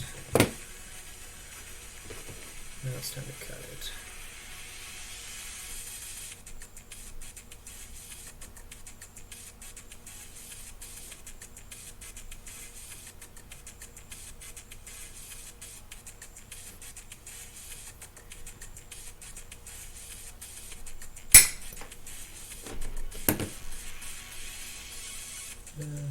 Not the cleanest, but that'll work.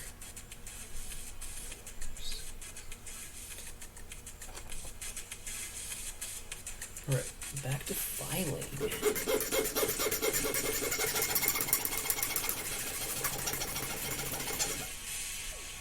Love to see it.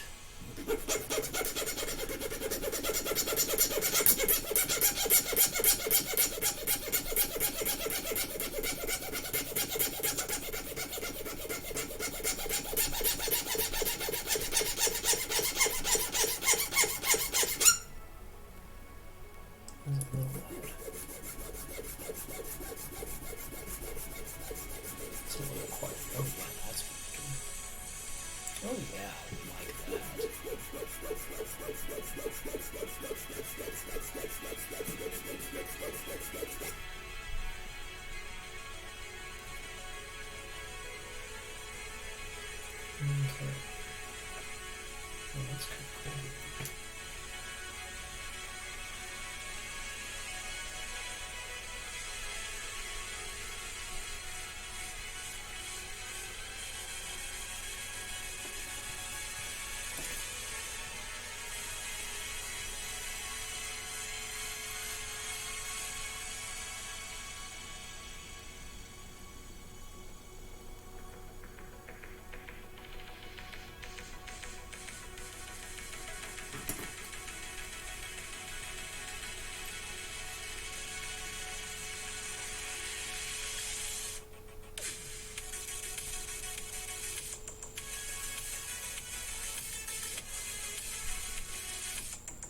Okay, alright.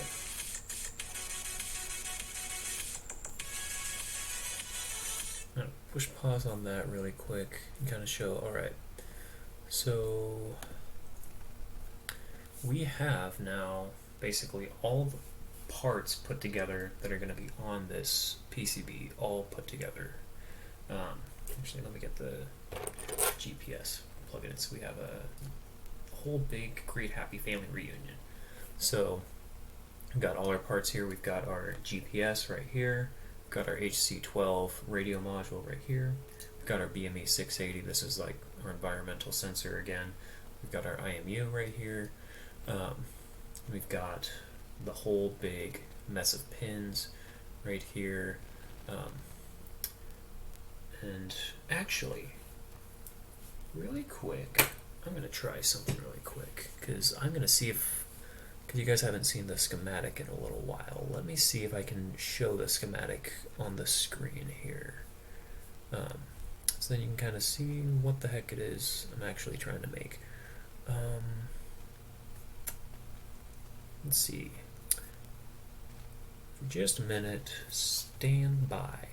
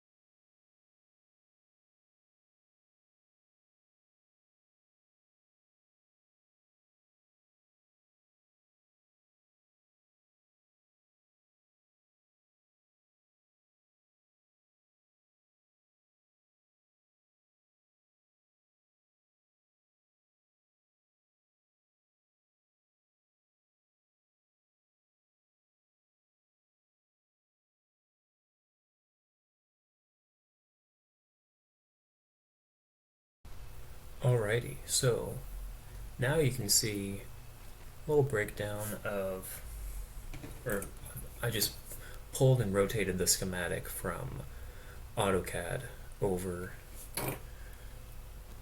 So what we've got here, let me try and orient the camera the same way, or orient this the same way with the camera. So since nothing is soldered in yet, things are a little loosey-goosey, kind of flopping around, but on the bottom we have one row of pins to put whatever kind of module you want. You've got your buzzer right here, switch in the middle, terminal block here. We've got our first sensor, or our second sensor here in the middle, which then, if I take underneath that, we've got our micro SD breakout and pins there. If I put that back, then we come up to the top here, we've got a whole bunch of breakout pins right here, which have all of our buses, and then at the top we have our final sensor right here. Now one thing, if you're noticing the spacing between the pins on the top two sensors and their associated breakout pins and the ones on the bottom, that is because if you look at the difference in overhang on some of the sensors, like some of the Adafruit ones I notice have, so you have your line of pin connections right here, but then the board itself has a little bit of material because it sticks out a little bit over the edge. Meanwhile, some other boards that are a little cheaper, just random ones you can get from China, those don't have as much overhang. So like the HC12s and the GPS module I'm using, they don't have overhang. And so if I can try and get this close enough to the camera, actually I'm going to flip this around. You can kind of see when, let's see, let me rotate them around. So right here we have the Arduino board, or the Adafruit IMU that has, if you can see, a little bit of overhang above. So on the opposite side of my hand, you've got a little bit of overhang from the female row where it's mounted to. Meanwhile here, you don't have any overhang. If I can get the camera orientation, yeah, so like that, there's no overhang. So to get the jumper wire over, so like any of, let me just grab one of these really quick. So any of your jumper wires, I've just got a bag of different sizes, but any of your jumper wires that have these two female ends on them, they need to be able to basically plug into the pins next to them. And with the spacing on the perf board that I have here, the overhang on some of the Adafruit boards is just enough to where it can't be directly the pin or the holes next to it, so it needs to go over and space over one more hole. So the top two are spaced in a way so that you have that gap for overhang. Meanwhile, the ones on the bottom don't. If you're building one of these yourself, you can get rid of the spacing and add more pin space if you want, or shift things around a little bit, but this is the orientation I'm going, so you can do whatever you want. Let me change some things. Let me get that. Alright, so if we have that all set up, I'm going to take everything out and get started actually soldering, which is going to be great fun. So how I'm going to do this is I'm actually going to do, I'm going to clean up some of this first really quick because I don't need that anymore. I'm actually going to go and shake off this this mat in a second, get some of this black plastic dust off of here because I want to keep things nice and clean with our electronics.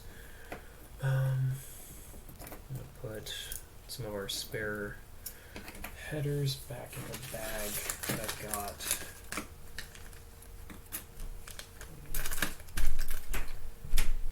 Get some of that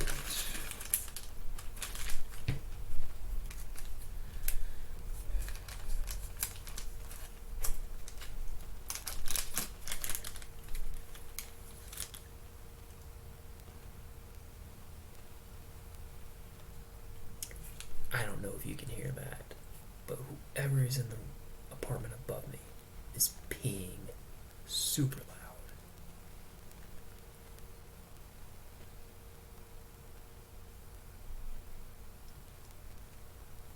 Let's get some music to tune some of that out really quick. Let's bring some of that back. Much more pleasant to hear.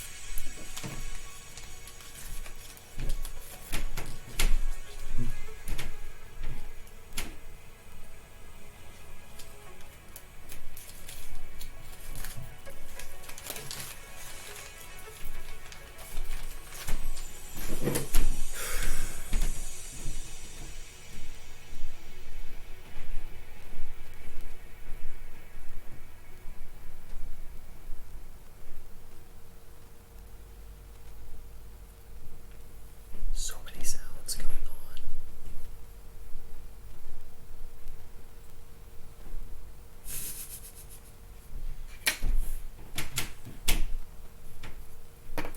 Alright, I'm gonna shake this off really quick.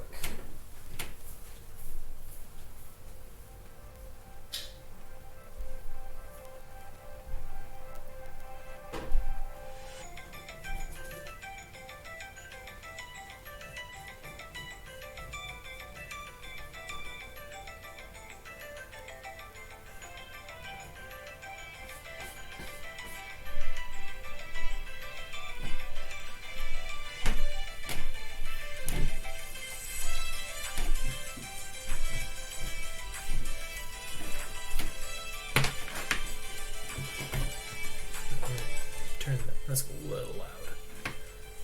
So this song is called The Search by Mecca Scott. Another good one, it has a good drop.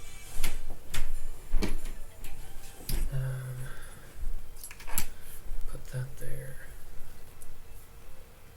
Let me make sure, see if there's any question.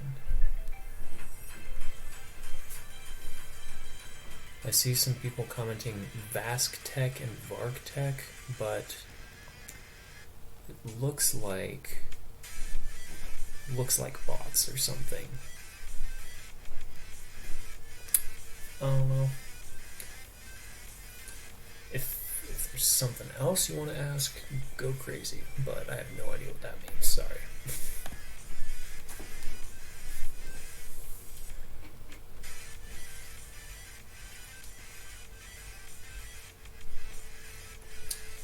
Actually, while I set this up, I'm going to get my soldering iron plugged in, have that start.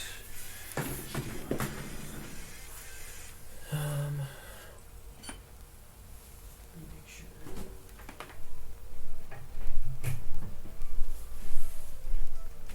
I'm going to get the sponge wet real quick.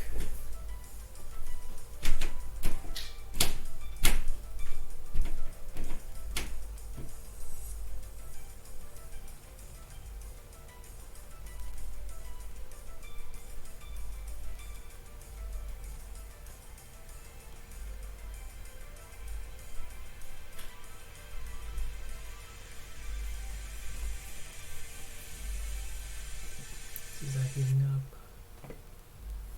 Yeah, I think so. Let's, yeah, wow, that was beautiful sound. Love to hear it.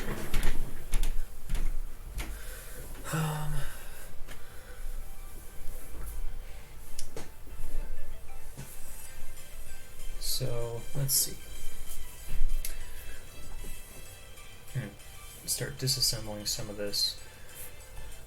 So I'm going to start disassembling, or continue really disassembling this board, and what I'm going to do is I'm going to take everything off and solder the male pins first, because those, what I can do is take the board, place it down into a breadboard, and make sure that everything is actually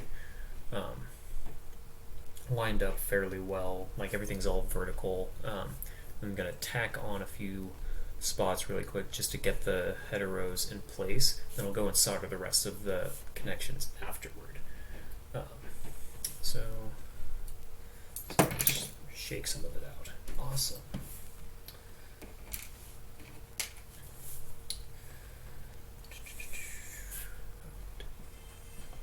Bring some of the music back.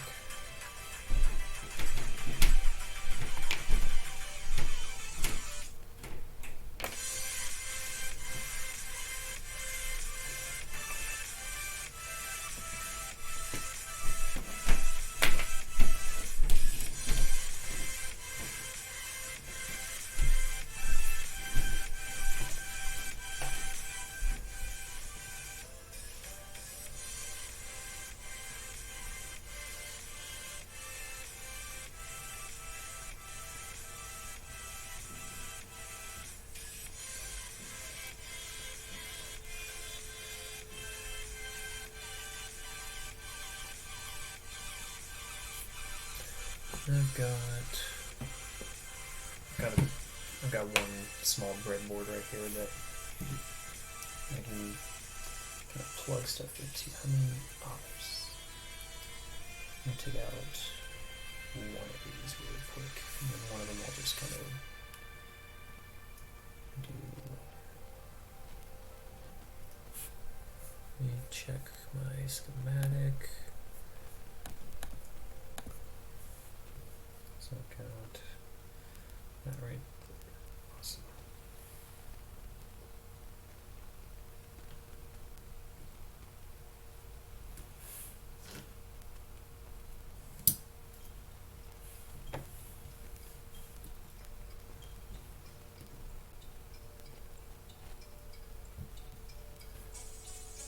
Ooh.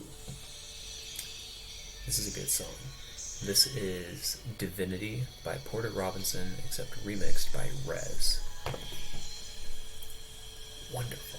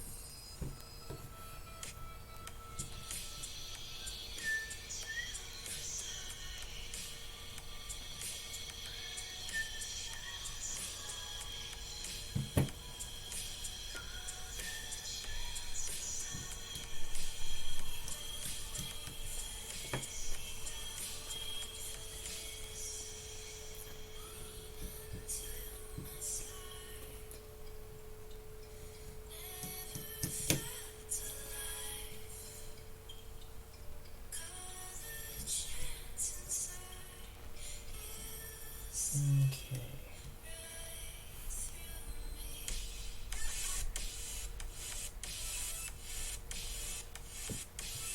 Let's make sure that's actually in the right place, which, yes. Okay. That looks, feels very hot. Yeah, that that's hot.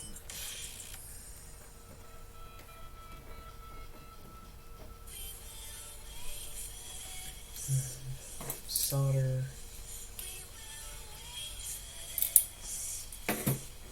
So I'm just going to do a couple tacks on the edges just to get some of these pin rows in place. And then the rest I'll do later.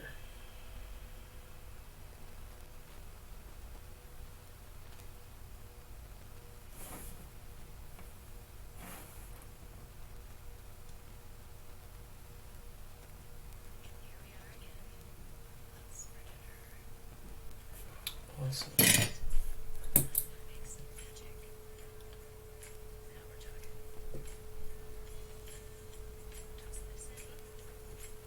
What ad is this? I haven't heard this ad or seen it. Something that looks like casserole or something. Is it like Hamburger Helper or something? Oh, it's Campbell's! Hey, those are my people. Alright. This song is Push It by Apriska. Apriska. I don't know how to pronounce it, but looks like that. I don't know if you can see, but it's pretty good.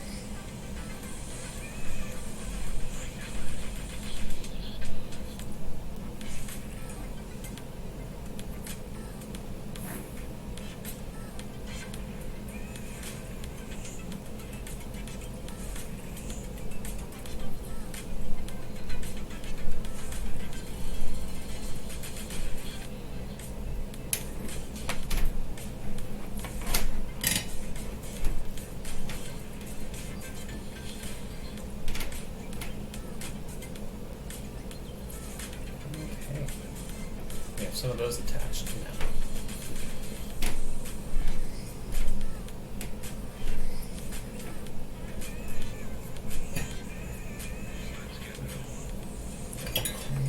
That tip off just a little bit.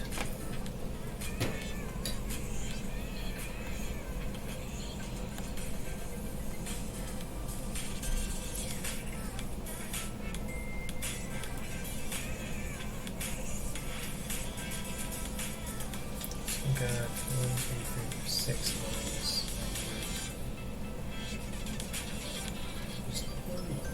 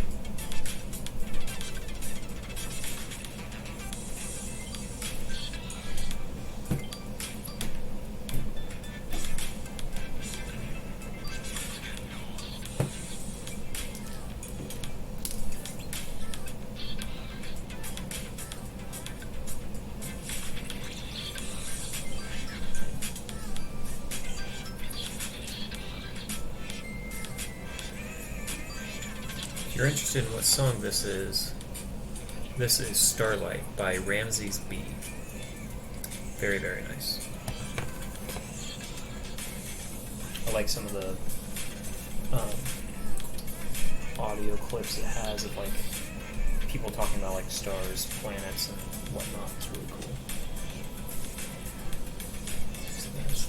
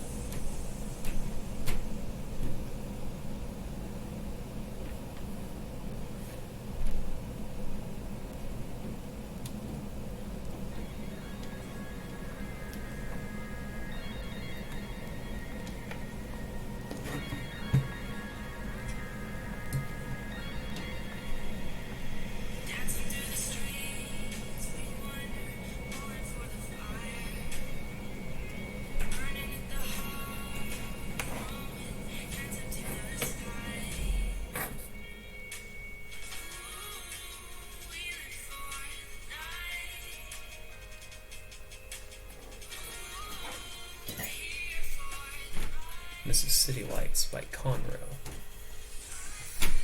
And you might be wondering, if you're watching this live, why, or watching it at all, you're probably wondering why the heck I am trying to solder this together with the header pins put in a breadboard instead of using the helping hands thing right here. The reason why is, so I put some of the header pins onto a breadboard so then I can kind of make sure that everything is all nice and level properly for me.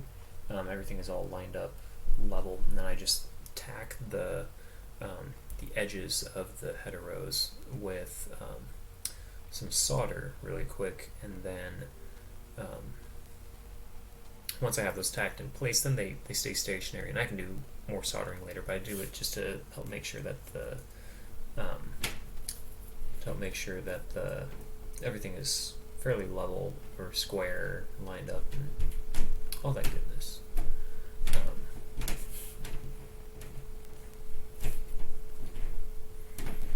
Back to tunes.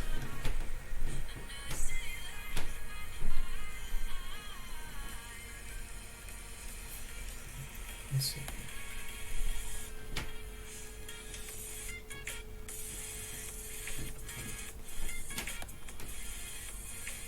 We're about 2 hours and 20 minutes in. Awesome.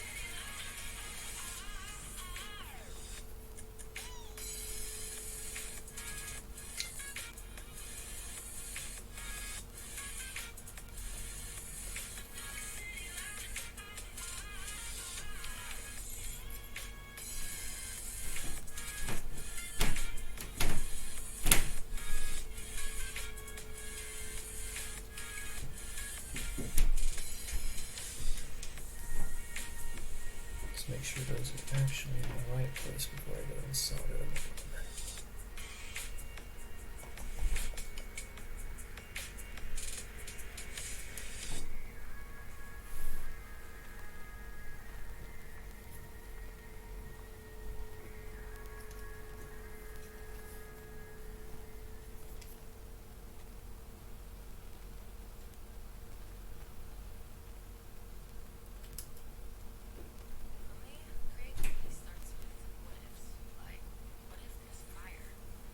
Ooh, it's Billie Eilish and Adobe. Yeah. Sure, everybody's only seen this ad about 10 million times or so. Nothing against either of them, it's just the ad is everywhere.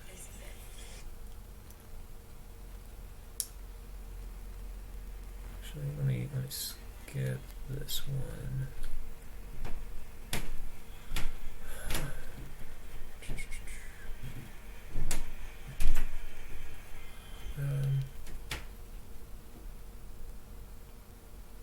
Shuffle play. Ooh, this is another good one. This is Mixed Signals by Rez and Blank. Very, very good.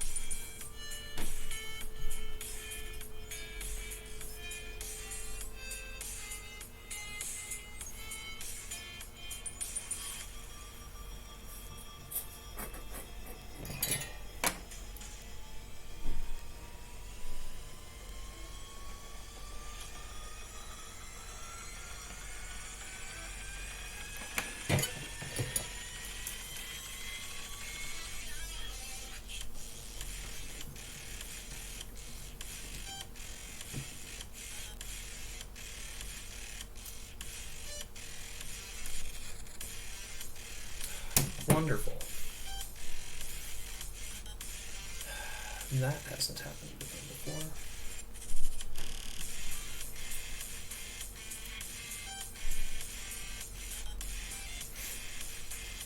Let's try and forget that one instead.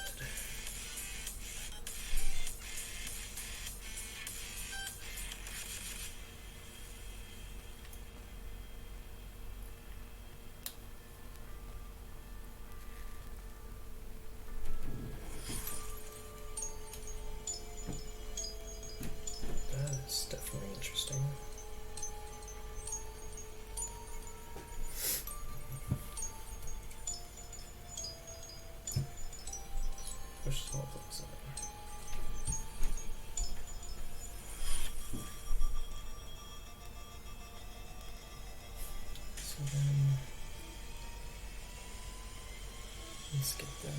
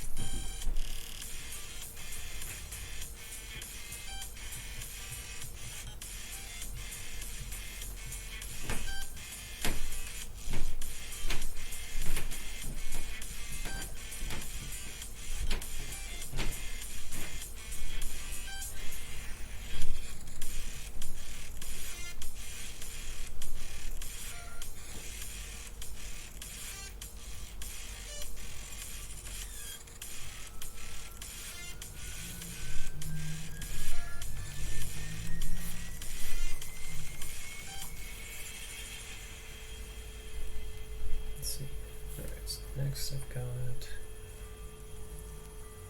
actually,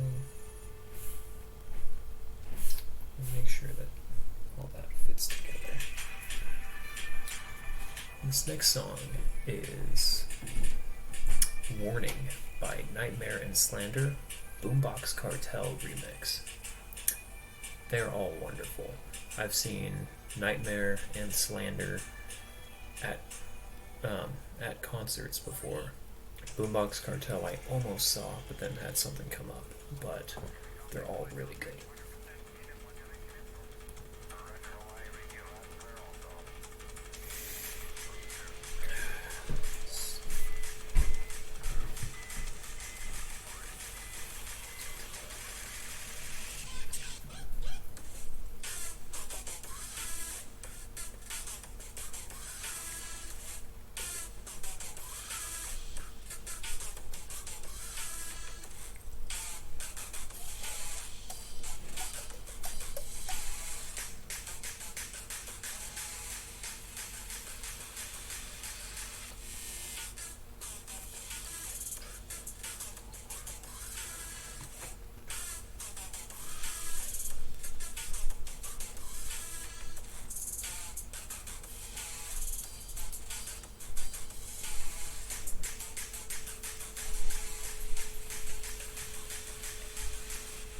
Do a quick little check with something really quick. I'm gonna see actually just how far out the micro SD card sticks out and how much part of the wire from a header row goes into here, into these side pins right here.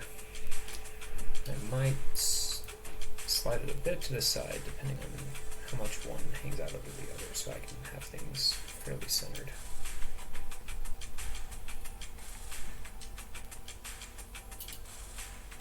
Great. So let's pop that back in.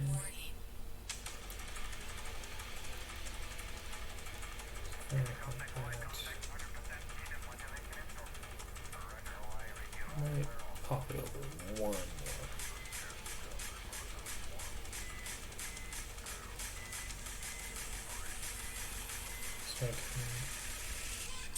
Yeah, I think that'll work. Oops.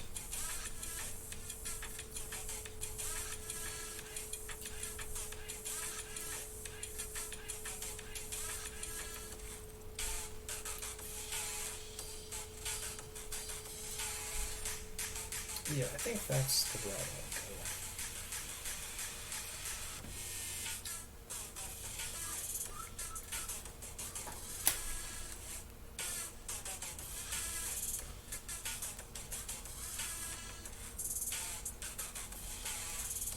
See if I can get this properly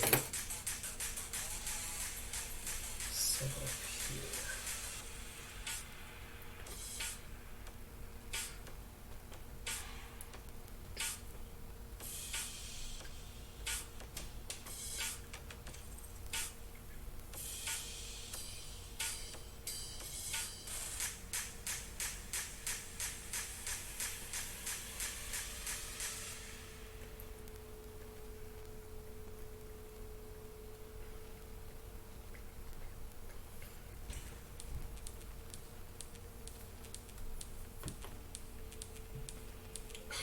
great, I just popped that out.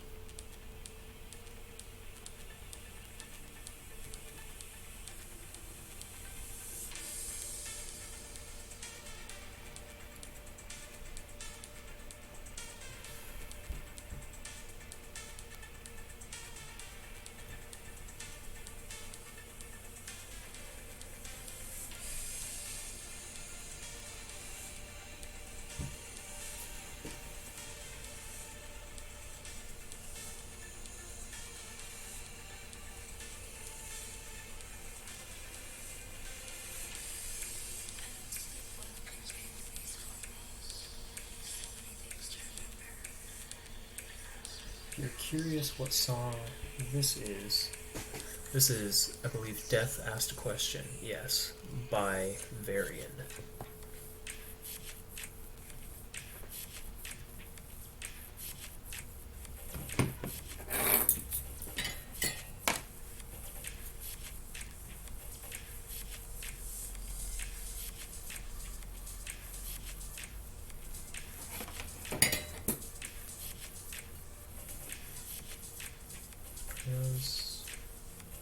Yeah.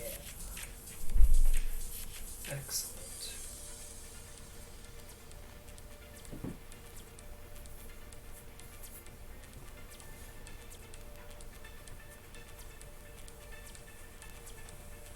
So that's what that's going to be. Awesome.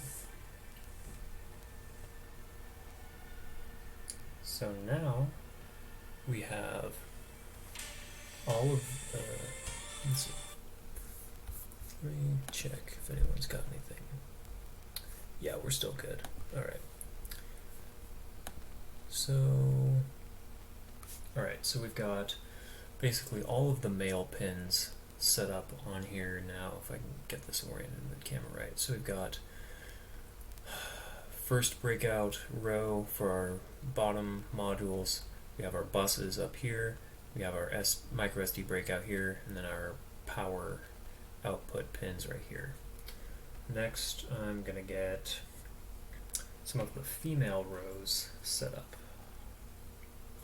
And that'll just be taking them and putting them in just like I've been doing. Let me get the music back.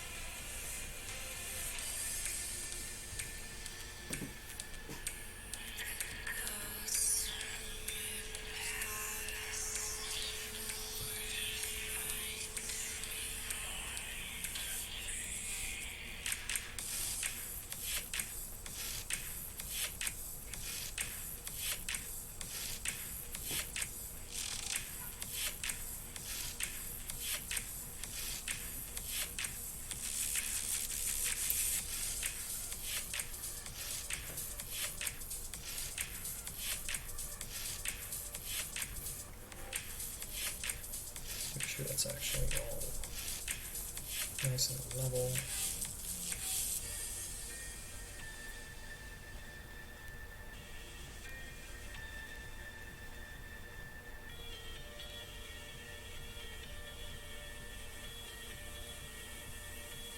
Alright, oh. That is loose right there. Green, that just popped out. Wonderful. Let's get that. To celebrate State Farm's surprisingly Ooh, State Farm is back at it.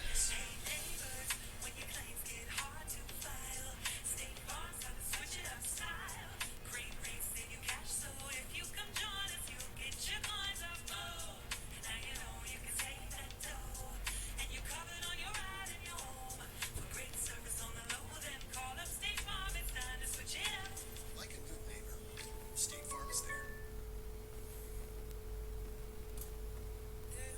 5 years, 11 months.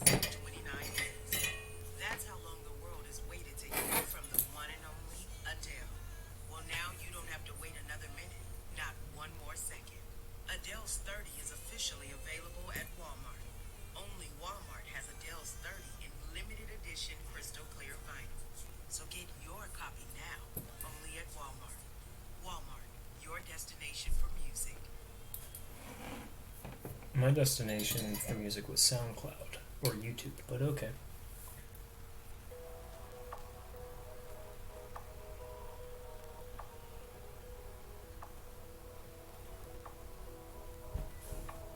This is another good song. This is Better by Laszlo. Or, oh, you can't see that. But Laszlo, he has a lot of good music that's kind of like spacey. A lot of the cover art for his music is all like pictures from space. So like this one is, I don't know if you can tell, it's of the lunar surface. There's another he's got a few others. You've got like Mars. You've got some pictures from like Gemini, EVA stuff. All really cool stuff.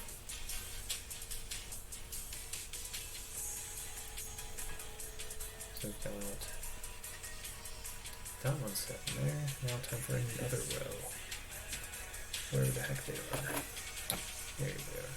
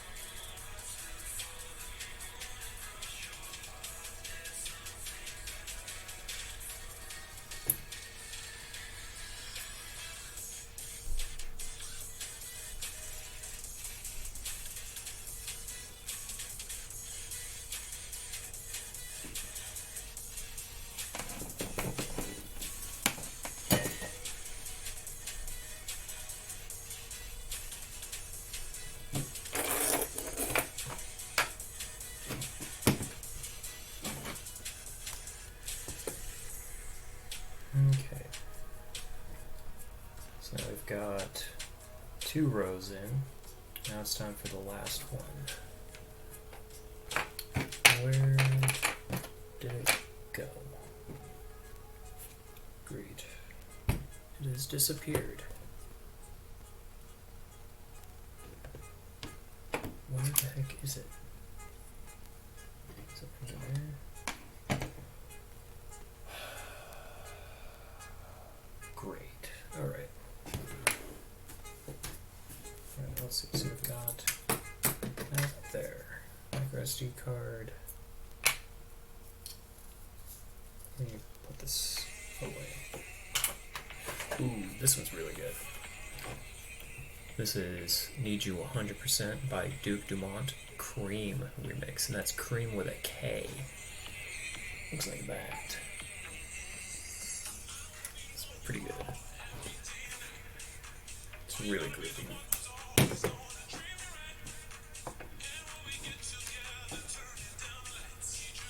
Alright, so really, where the heck is this thing?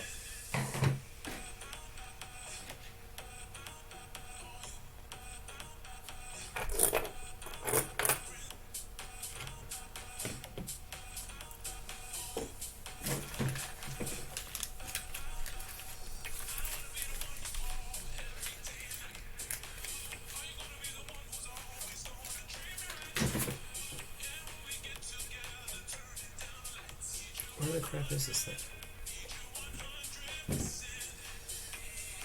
Literally just had it here.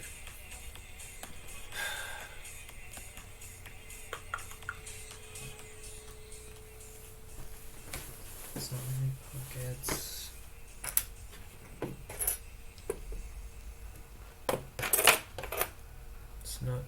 connected to anything.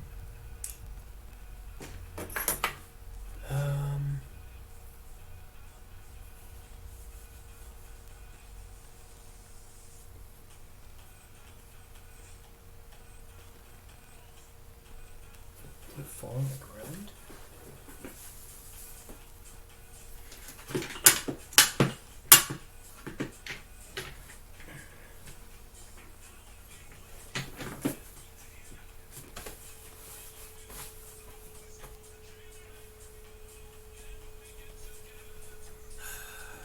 Where the heck is this thing? Put it back in here.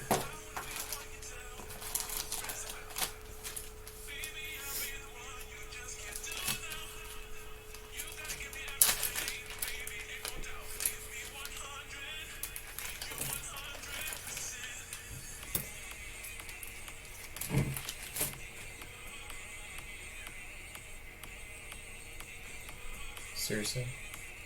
Is that what it is? 4, 6, 8, 10. Yep, I'm an idiot. I put it back in the bag.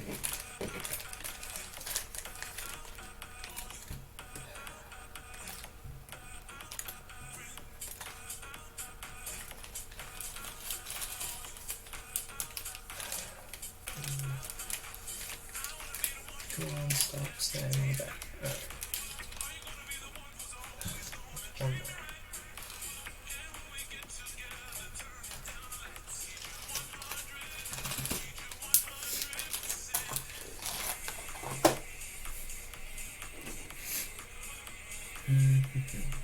Alright. The last little bit. So that's gonna go right there.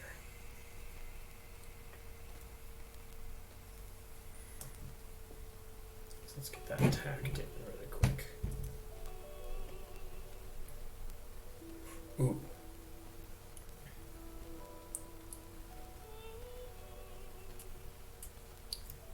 In just a second, because I think this is a song by Melody Sheep, if I'm not mistaken. Let me get this set up really quick, and then I'll check. Yeah, this is Valley of a Thousand Falls by Melody Sheep. If you like space, Melody Sheep, check him out on YouTube. He's got, or actually, I don't know if it's, oh, someone on YouTube. Really, really well done videos and music about a whole bunch of space stuff. Like, I think just recently, like just in the last week, he put out a video. I haven't watched it yet, but it's part 3 of his like series on like extraterrestrial life. It's like 30 or 40 minutes long or something. The first 2 episodes are really good. He's got a whole bunch of music. Like there's one where he remixed like the sounds that were recorded on like the golden record with the Voyager probes. That is super cool. And then another he did with like, he took a whole bunch of sounds from like news clips and like mission control audio and stuff from the Apollo missions. Excellently well done. Super good. Let's see.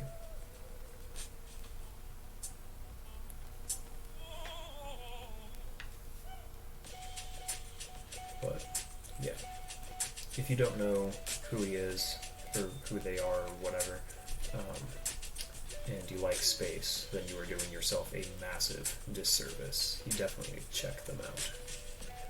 That's some really cool stuff.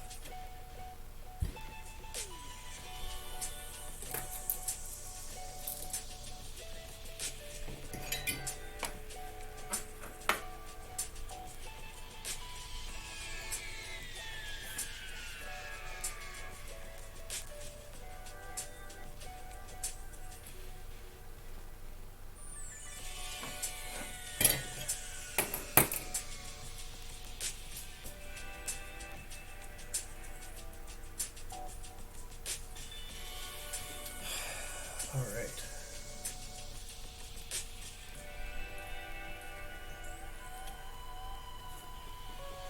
Let's make sure we can actually get female jumpers in there. Oh yeah, we are golden. Oh yeah, wonderful.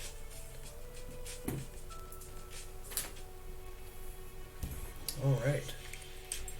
Starting to look a bit like a PCB.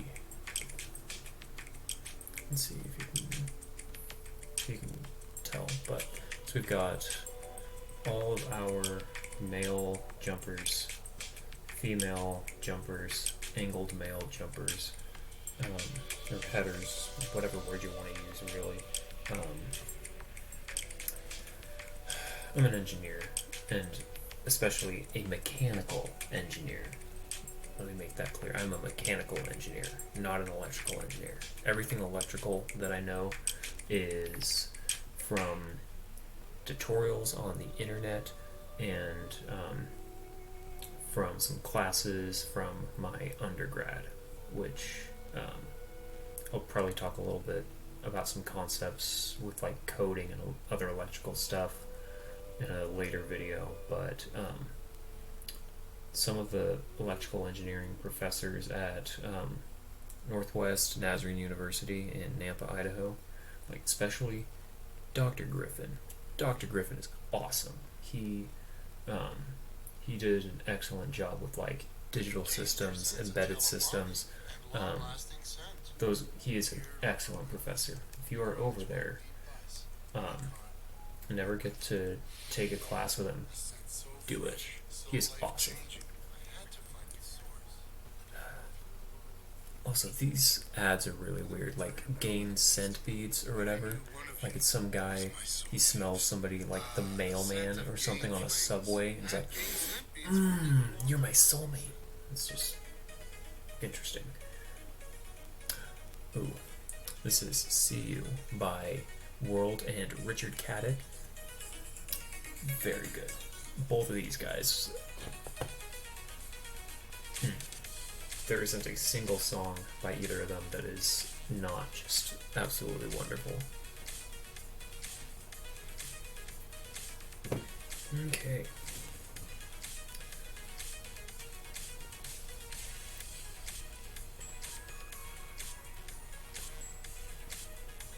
So now that we have some of our basic stuff in and kind of put some stuff together a little bit in a less janky way and kind of show again what I'm going to be making.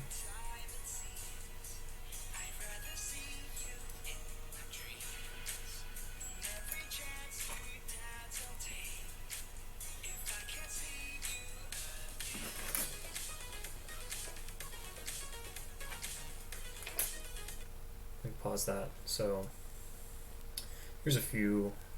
here's some of the boards, and they're a little loose, but I also haven't tacked everything down yet, but here's some of the stuff all kind of put together. And so you can take this, and if you don't like using one sensor, and just take it out if you want, and then replace it with something else, whatever the crap you want. But yeah, I'm gonna let's see, let me get this back together.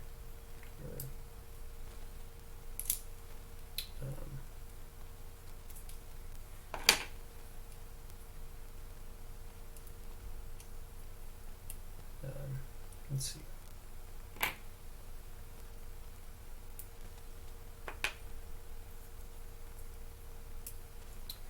Get some of these things off, and I'm going to go through and start laying down a bunch of solder on all of these points, which there is a lot, so that'll be fun.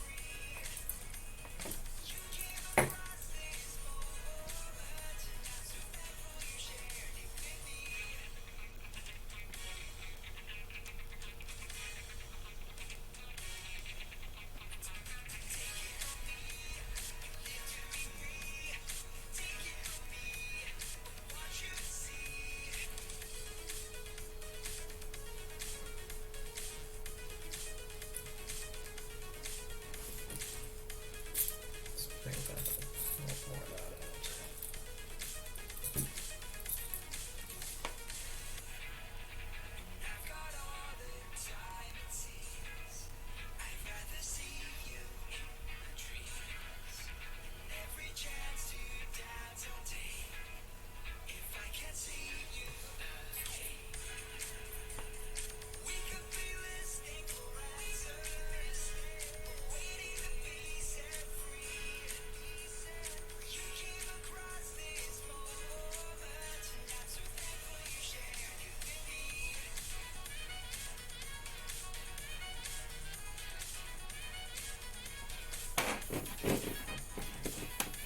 Turn some of that off, yeah.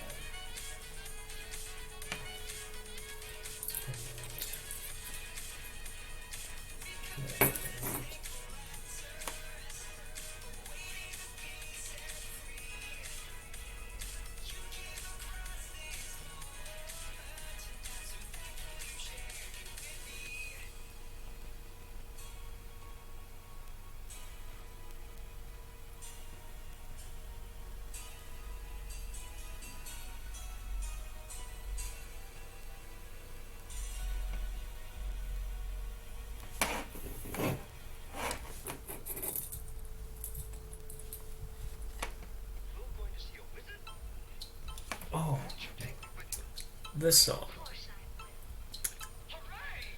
Let me start it over. Pause it. Another Melody Sheep song. He also has a few of just like random old odd things. Like he took sound clips from The Wizard of Oz, and he made an awesome song out of it. Like it's, I don't have to describe it. You'll just have to listen. It's really good. But he also has another couple songs. Like there's one with a bunch of clips from different like Robin Williams stuff. Like it was right after he died. He's also got one for like a whole bunch of like Muhammad Ali clips. There's a few other just random stuff that are like. Oh, he also has a few for Game of Thrones. Those are pretty cool too. But yeah, honestly, check him out. He's awesome. Or whatever. So yeah, just. Why, of course I will. Hooray! Let's hope to see you with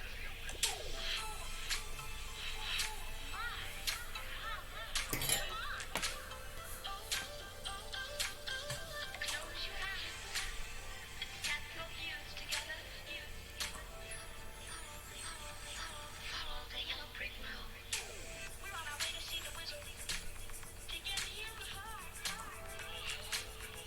Way to see the wizard. We're on our way to Emerald City.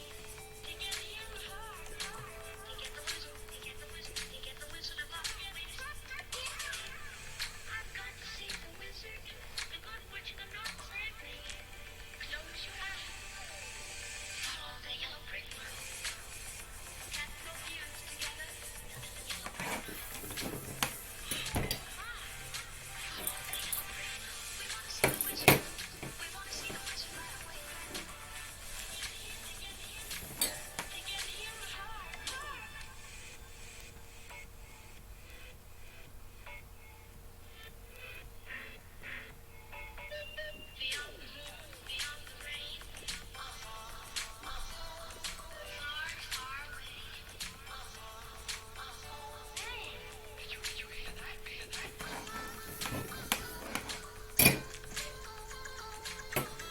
Just double check how that looks.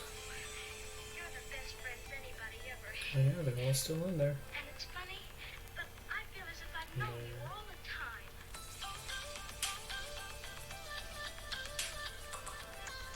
Okay. So I just finished putting in each of the points on these header rows on the bus section. I'm just working my way down the board.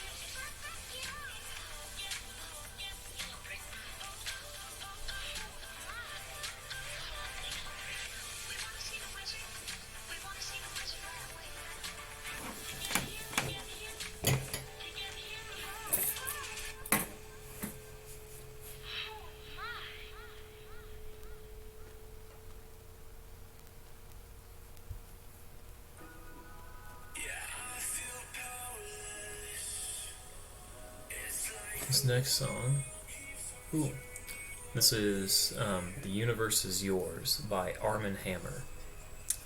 Looks like, yeah. Also, Arm & Hammer's really good too. Let me check if anybody's said anything. Yeah, I haven't missed anything.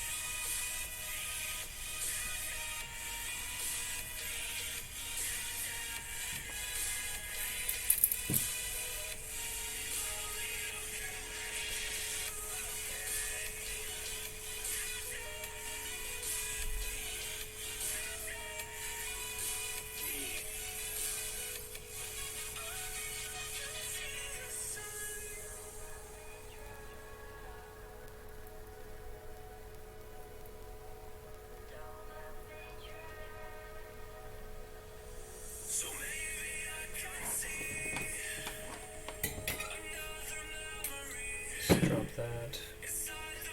Oh, that is sexy.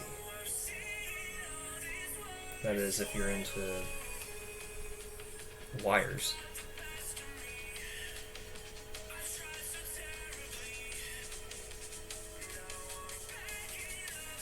Oh yeah, awesome.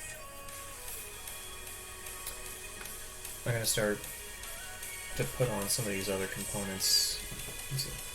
So I've got all of the jumpers all soldered now. Now I'm going to start adding a couple of the other components, so like the micro SD breakout, the switch, terminal block, and then I'm going to save the buzzer for a later time.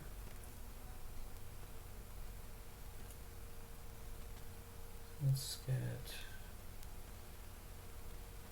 you put there. Let's get the music back.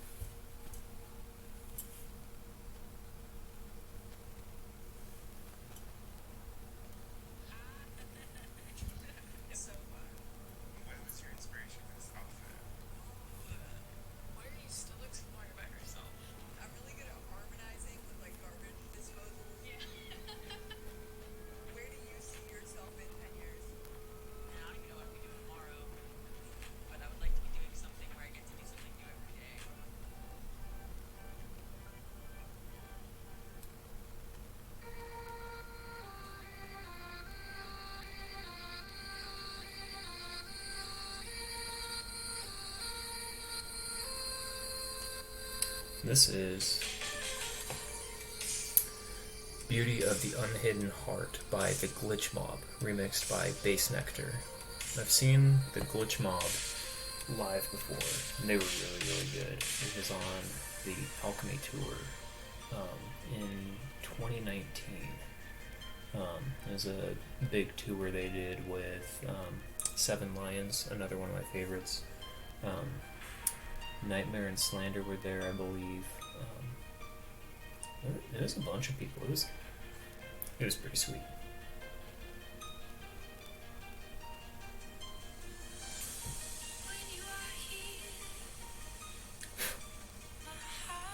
There's like one weird hair sitting on part of the board. And I'd rather not have that get caught in anything.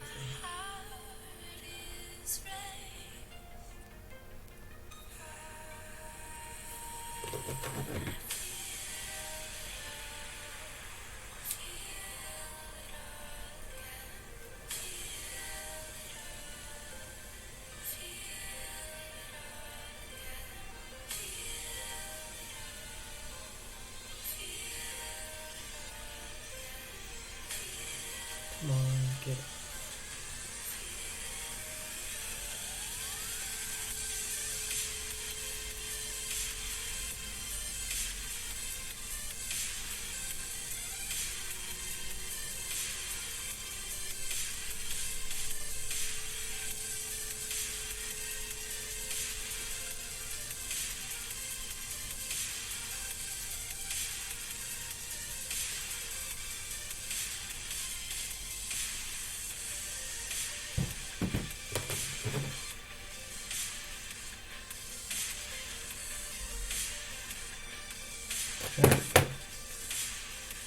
That only took forever.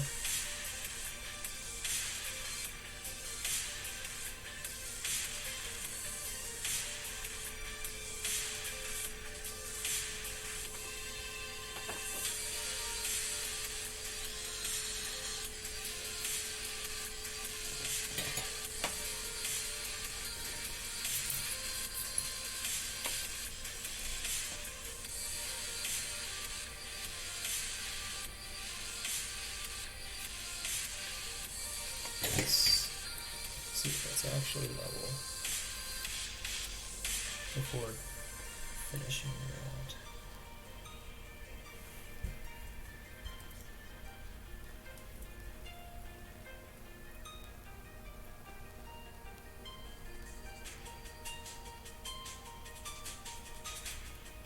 Yeah, that's good enough.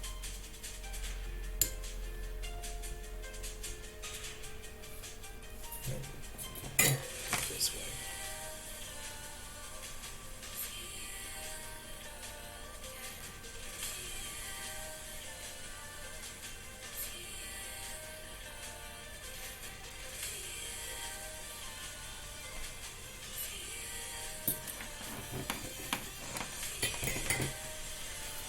Okay.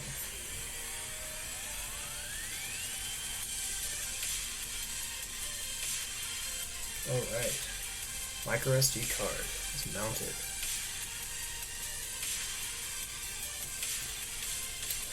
What is next? Let's do a terminal block. Let's do one of those. Actually. Oh wait, I'm gonna get the switch.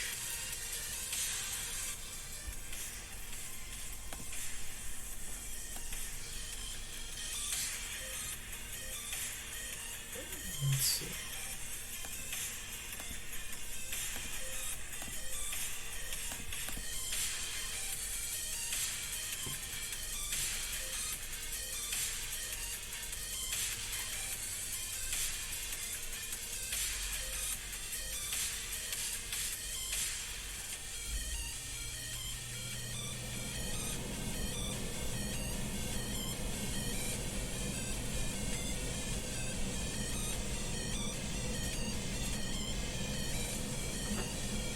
This actually might be kind of difficult.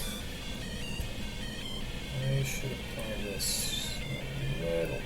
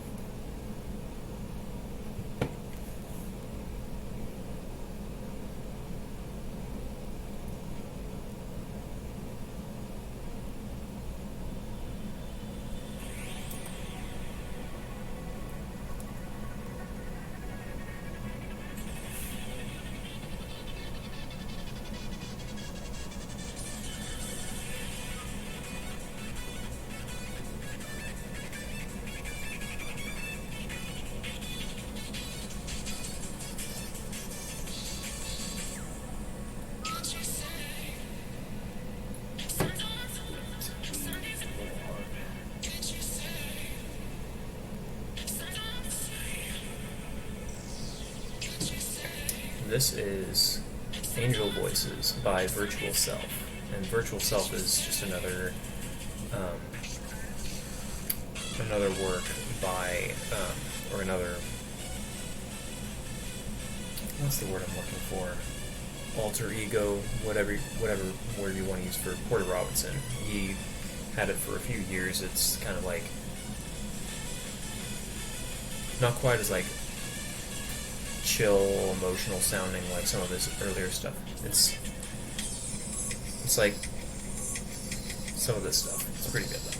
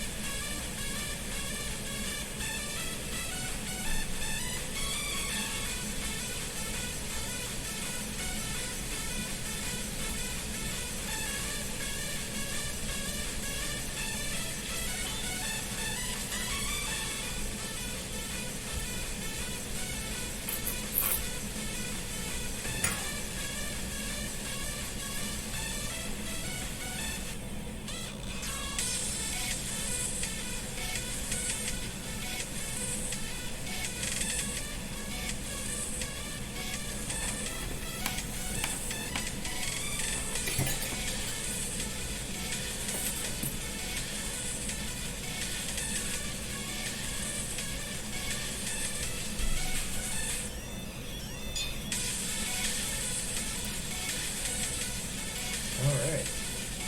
Now we have a switch.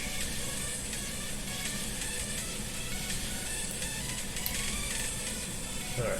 Now let's get a terminal block set up.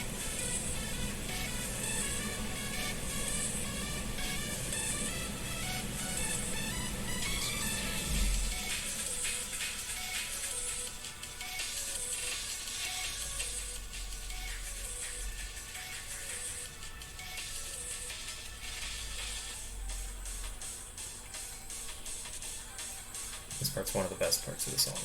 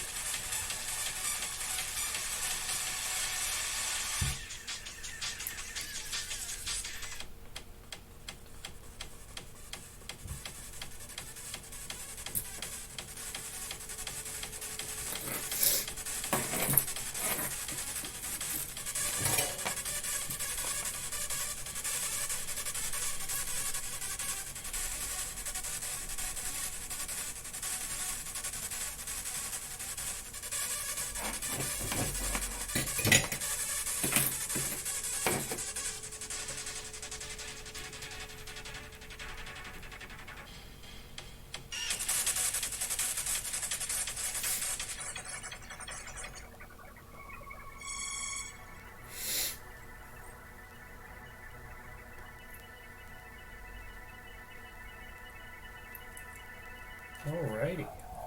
And with that, I think we have all of the main soldered components mounted to the board. So again, we can let's check if we have anything. Yeah, no questions at the moment. But so this is what we have so far. Lots of stuff here. So we've got our on-off switch. If you can see, that's there. We've got our terminal block so we can get power out. We've got some pins that'll come out later. And yeah. So now the thing to do is to take this and start, now that everything's mounted, I'm going to go and basically bridge solder across some of the different areas to basically make the traces of the PCB, basically connecting everything together. So that's the next thing to work on. Make your days brighter with new tech from Best Buy. Ooh, Best Buy. Holidays for everyone in the family, from the cookie baking ninja to the semi-pro partyos. Joy shared. 5, 4, 3, 2, 1. Another ad. Ooh. What's that? Tide. Don't eat Tide Pods, kids. Or do, or don't. I'm not your dad. It doesn't matter. Available at Walmart. Energy savings based on average switching from hot to cold and non-aging machines. This next song is Shatterpoint by Trivecta. This is another banger. This one's really good.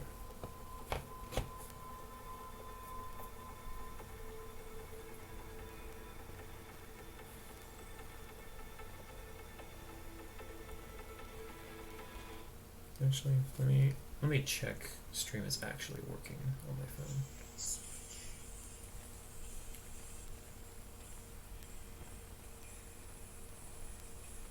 Ooh.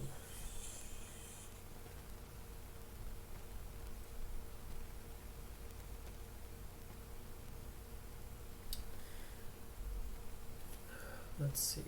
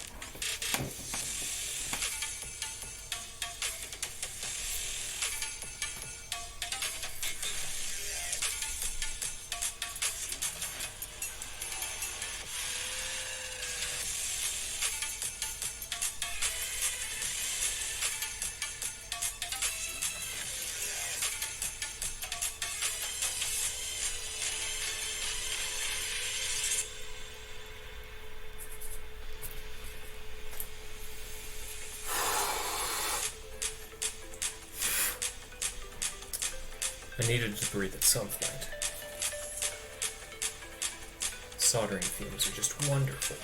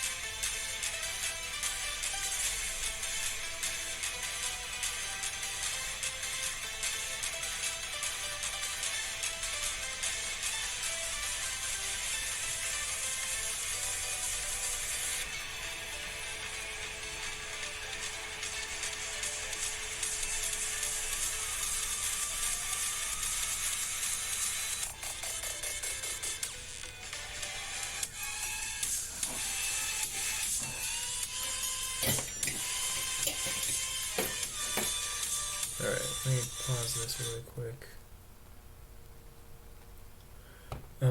So I'm just going to show really quick the method that I'm going about making some of these connections across.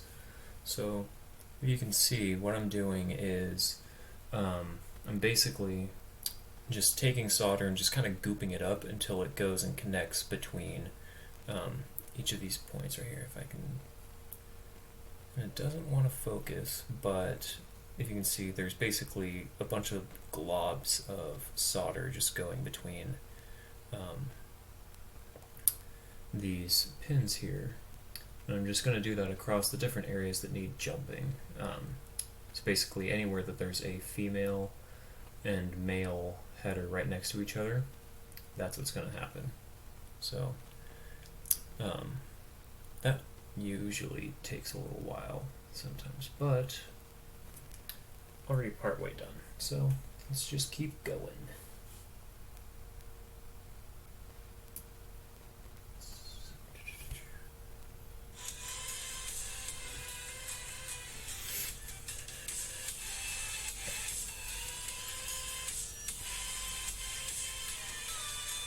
Let's see, yeah. Everything.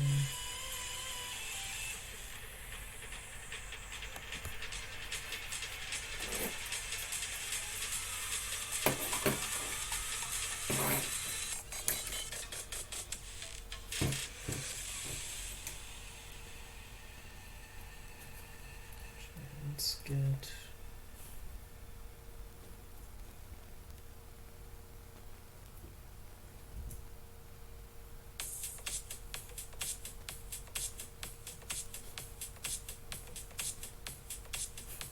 this next song is Vandalism by, you guessed it, Porter Robinson.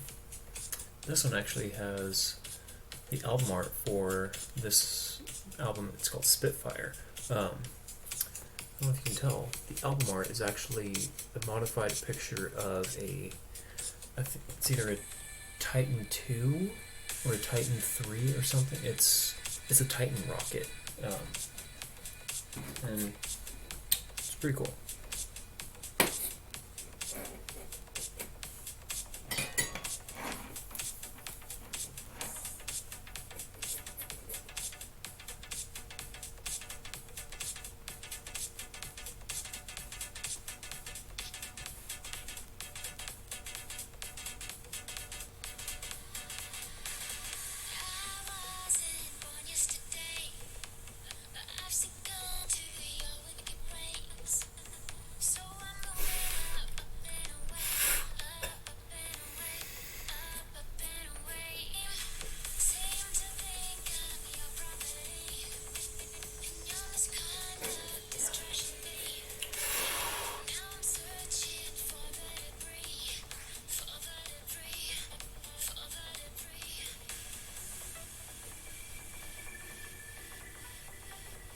Oh no.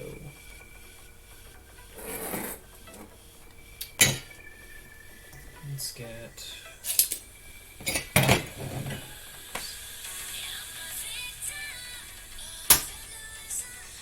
awesome.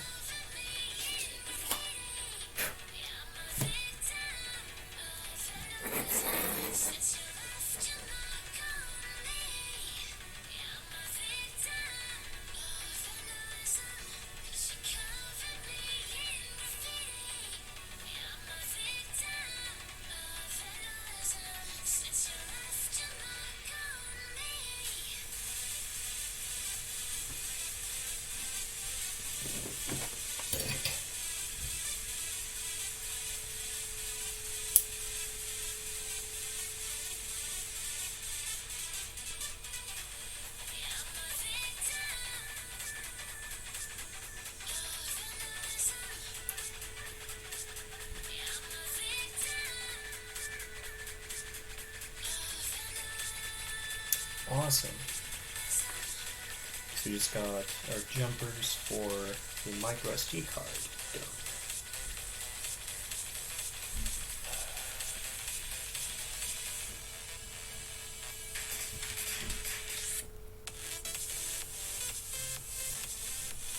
Now I'm gonna try not make a mess and do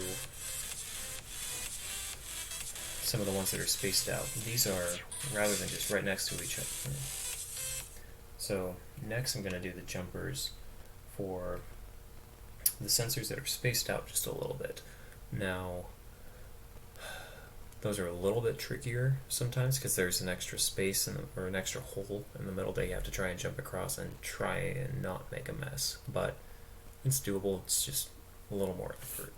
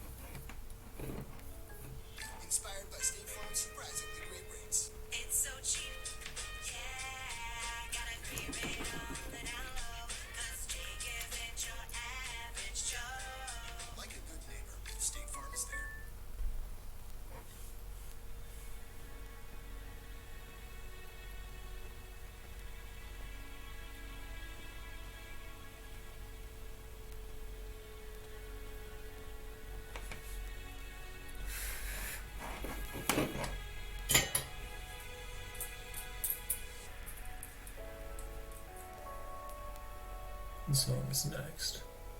This is The Veil by Trivecta. Another good one.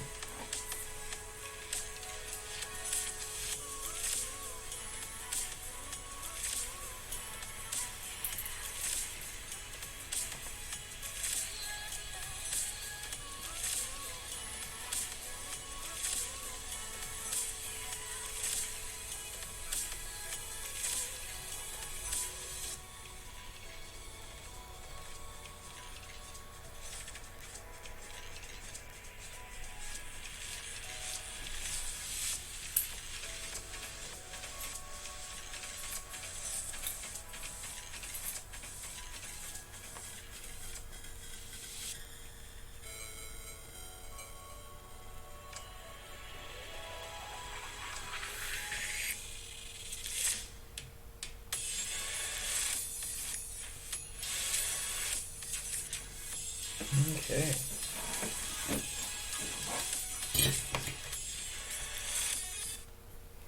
So, I've got half, or well, one of the areas for the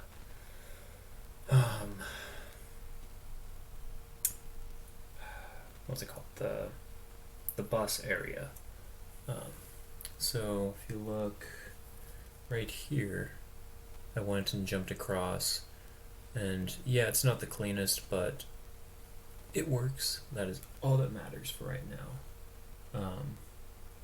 One of the trickiest things with doing this is making sure that you don't accidentally glob any solder over to another one of the other pins next to it, which is a pain. It makes you have to start over and suck some solder out and start over, which sucks. Which, luckily, I didn't really have to do that this time around, but knock on wood or plastic, I won't have to do that in the next set.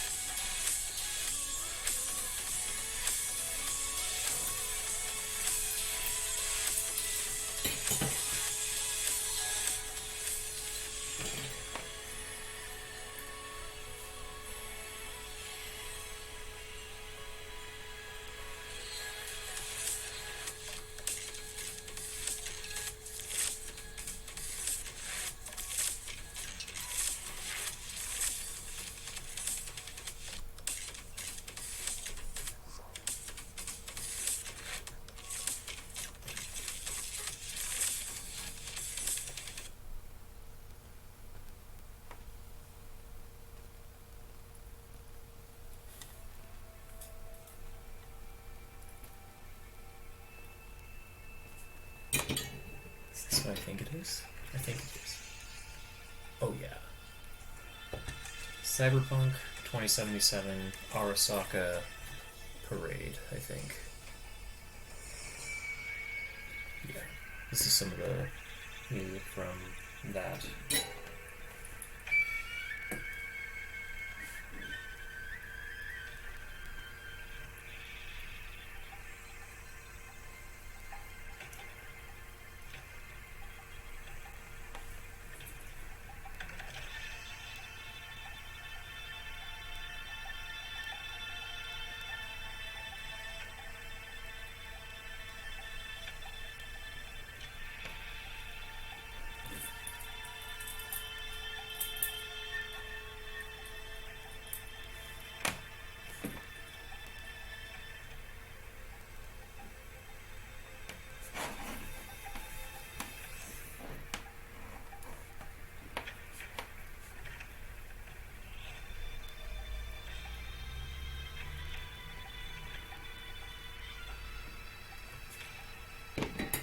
Check if anybody has anything.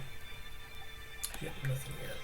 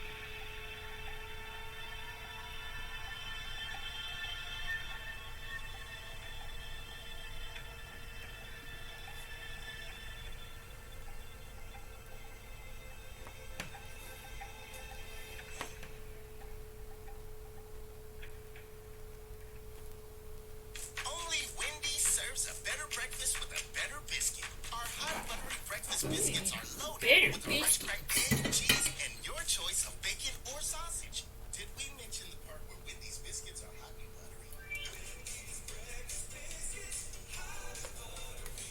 So don't take a chance with those other guys. Bet on a better breakfast with Wendy's bacon or sausage, egg, and cheese biscuit. Choose wisely. Choose Wendy's. At participating U.S. Wendy's during breakfast hours. Heard you're buying a car. I brought my calculator. Dad, I already used Capital One Auto Navigator. I found my car online and got pre-qualified instantly, instead of all that. You know those things impact your credit score. Didn't impact my credit score, Dad. Now I'm going to the dealership for a test drive and to make the purchase. Sounds too easy. No, it's just easy. Capital One. What's in your wallet? Terms and conditions apply. Find out more at CapitalOne.com/Auto Navigator.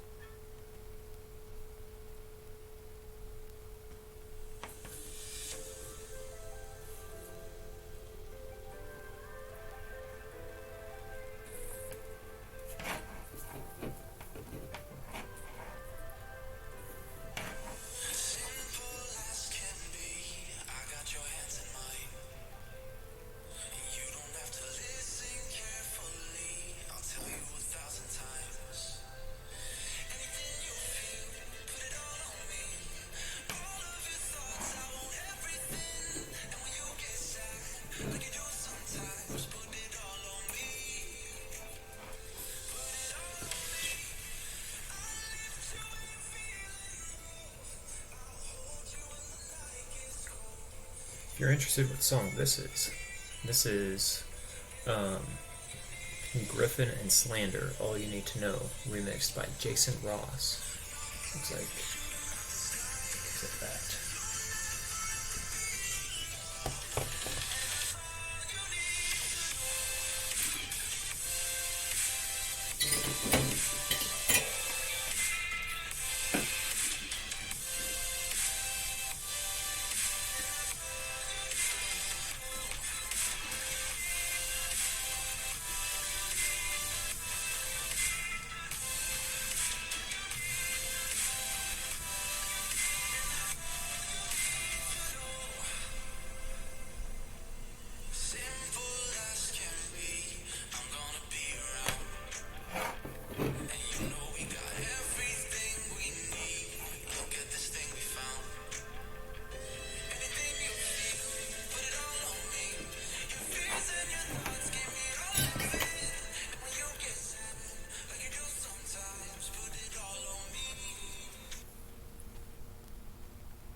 Alrighty, so now we have the breakouts for the middle and upper sensors or modules. So looks like that. I don't know if it'll focus, but yeah, so did that first. Well, this is the first section I did, this is the second, this was the third. So now what I'm going to do is going to start going along here, these middle sections right here in the bus, and actually make the buses. So that's just going to be globbing just giant line of solder basically across some of these. And yeah.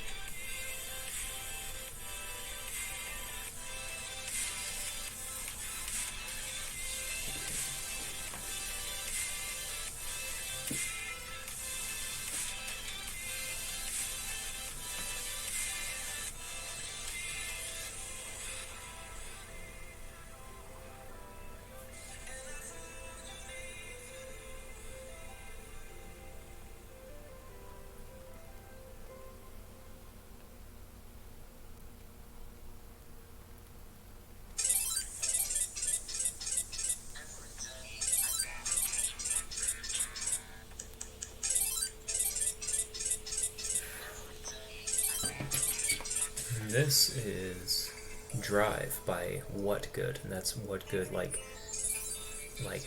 what, like WAT good. Looks like that.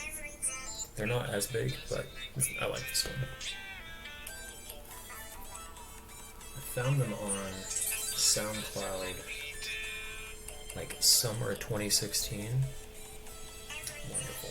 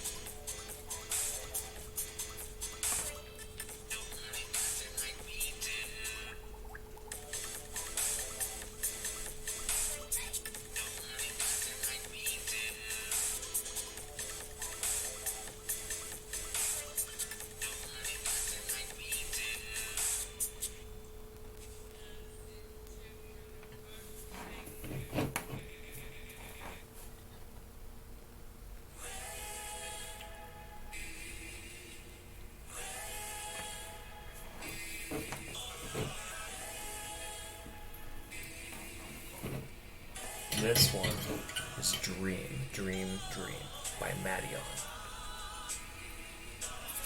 Wonderful. Another one of my top favorites.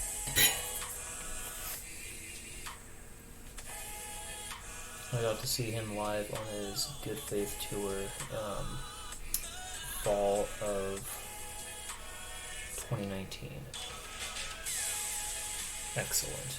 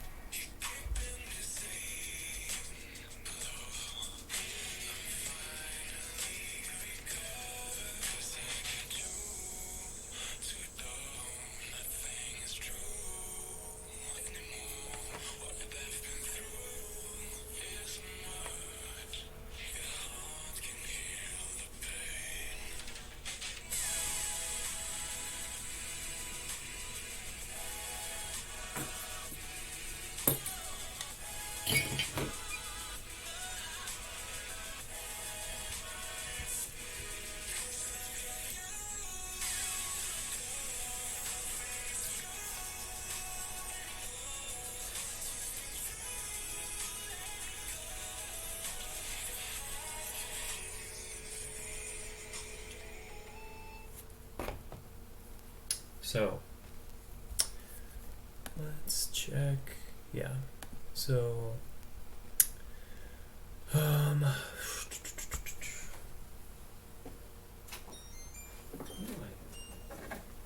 air purifier. Get that going. That'd be smart. So if you can tell, so if you look at the schematic on the bottom right, and if you look here, you can kind of see right here in the middle, I did those connections. So there's 2 buses for power and ground, 2 smaller ones just below that for clock line and data, and then there's a few others that I'm going to use as jumpers for servos. So yeah, so that's there. Now I'm going to do some of the connections for the switch and the terminal block now. That's the next little bit.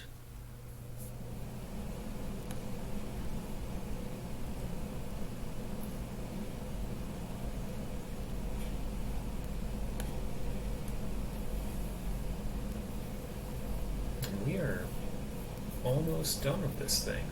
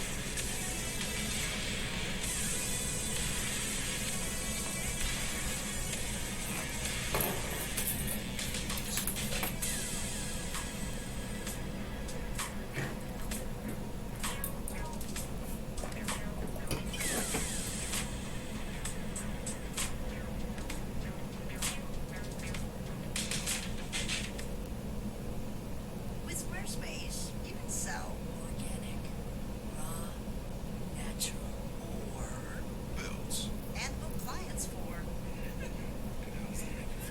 more, Come on, feel the burn. and sell content to people like Ooh, Squarespace. yeah, Squarespace is everything you need to sell anything. Also have a good sound guide for 10% off your Squarespace website. Ooh, this next one is Parallel Universe by Triple. That's triple spelled with a Y instead of an I. Just like that.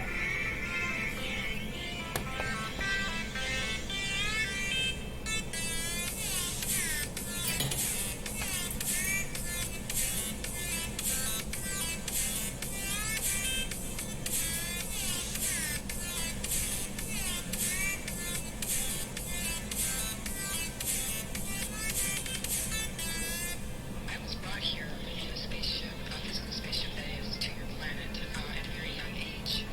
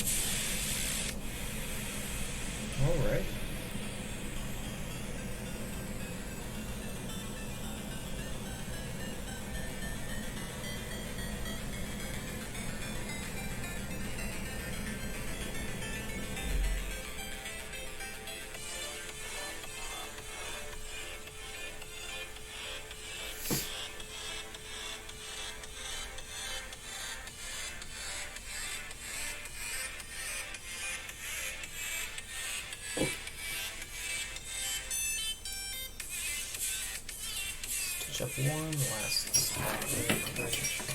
We are just about done.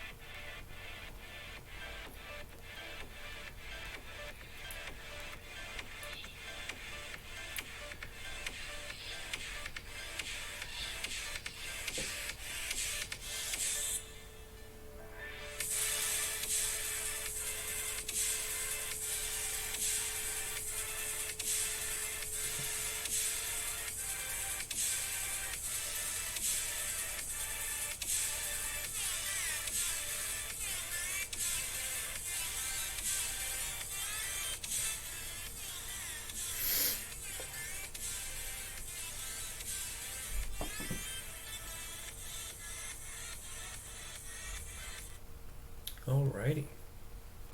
And I think we are done.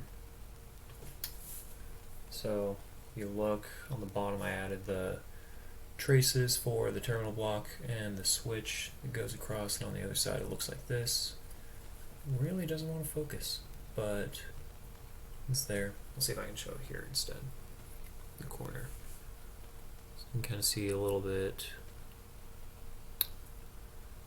And then on the other side, looks like that.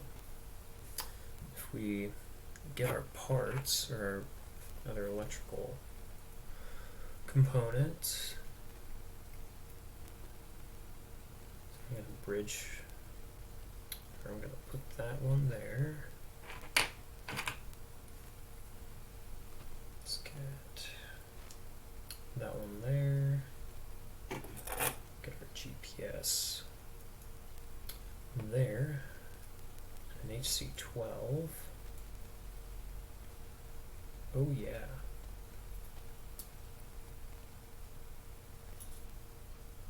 Let's see. Yeah. And then again, like I mentioned earlier, I'm not going to put the buzzer in yet because I don't want to have it sit and be super loud when I'm going and testing things, but if I put it in just in the location where it'll be somewhere around here. If I can get the holes to line up properly.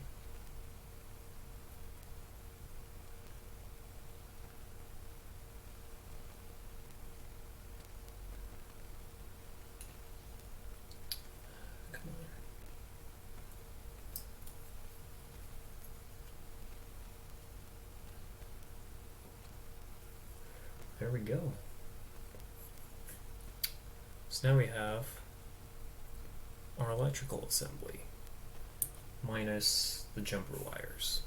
That'll add another layer of crap to it, but I'm going to wait to do that until I go and start programming this thing. So, here's top view, bottom view, and yeah, it's not the prettiest and it's not the best way to do it, but it works. That's all that matters for right now. Yeah, so then eventually the next step is going to be to program each of these things, start getting wires and jumping everything across. So like if you can imagine a bunch of jumper wires, probably not this long, but some of those kind of going and jumping across a few different areas between here and the microcontroller, which will be just above it. This will be basically our flight computer. It'll also have Undo those. We'll also have our rechargeable 9-volt battery with its clip going into this terminal block right here. That'll go together. And this can just be charged with a micro USB port here on the bottom. So nothing too fancy there. And yeah. So I think that's going to do it for tonight. And then I'll put out something when I'm going to go and do programming or some CAD or whatever the next step is with some of this. So let's see if anything. Yeah, so I think that does it for tonight. I will see y'all later. Have a good night.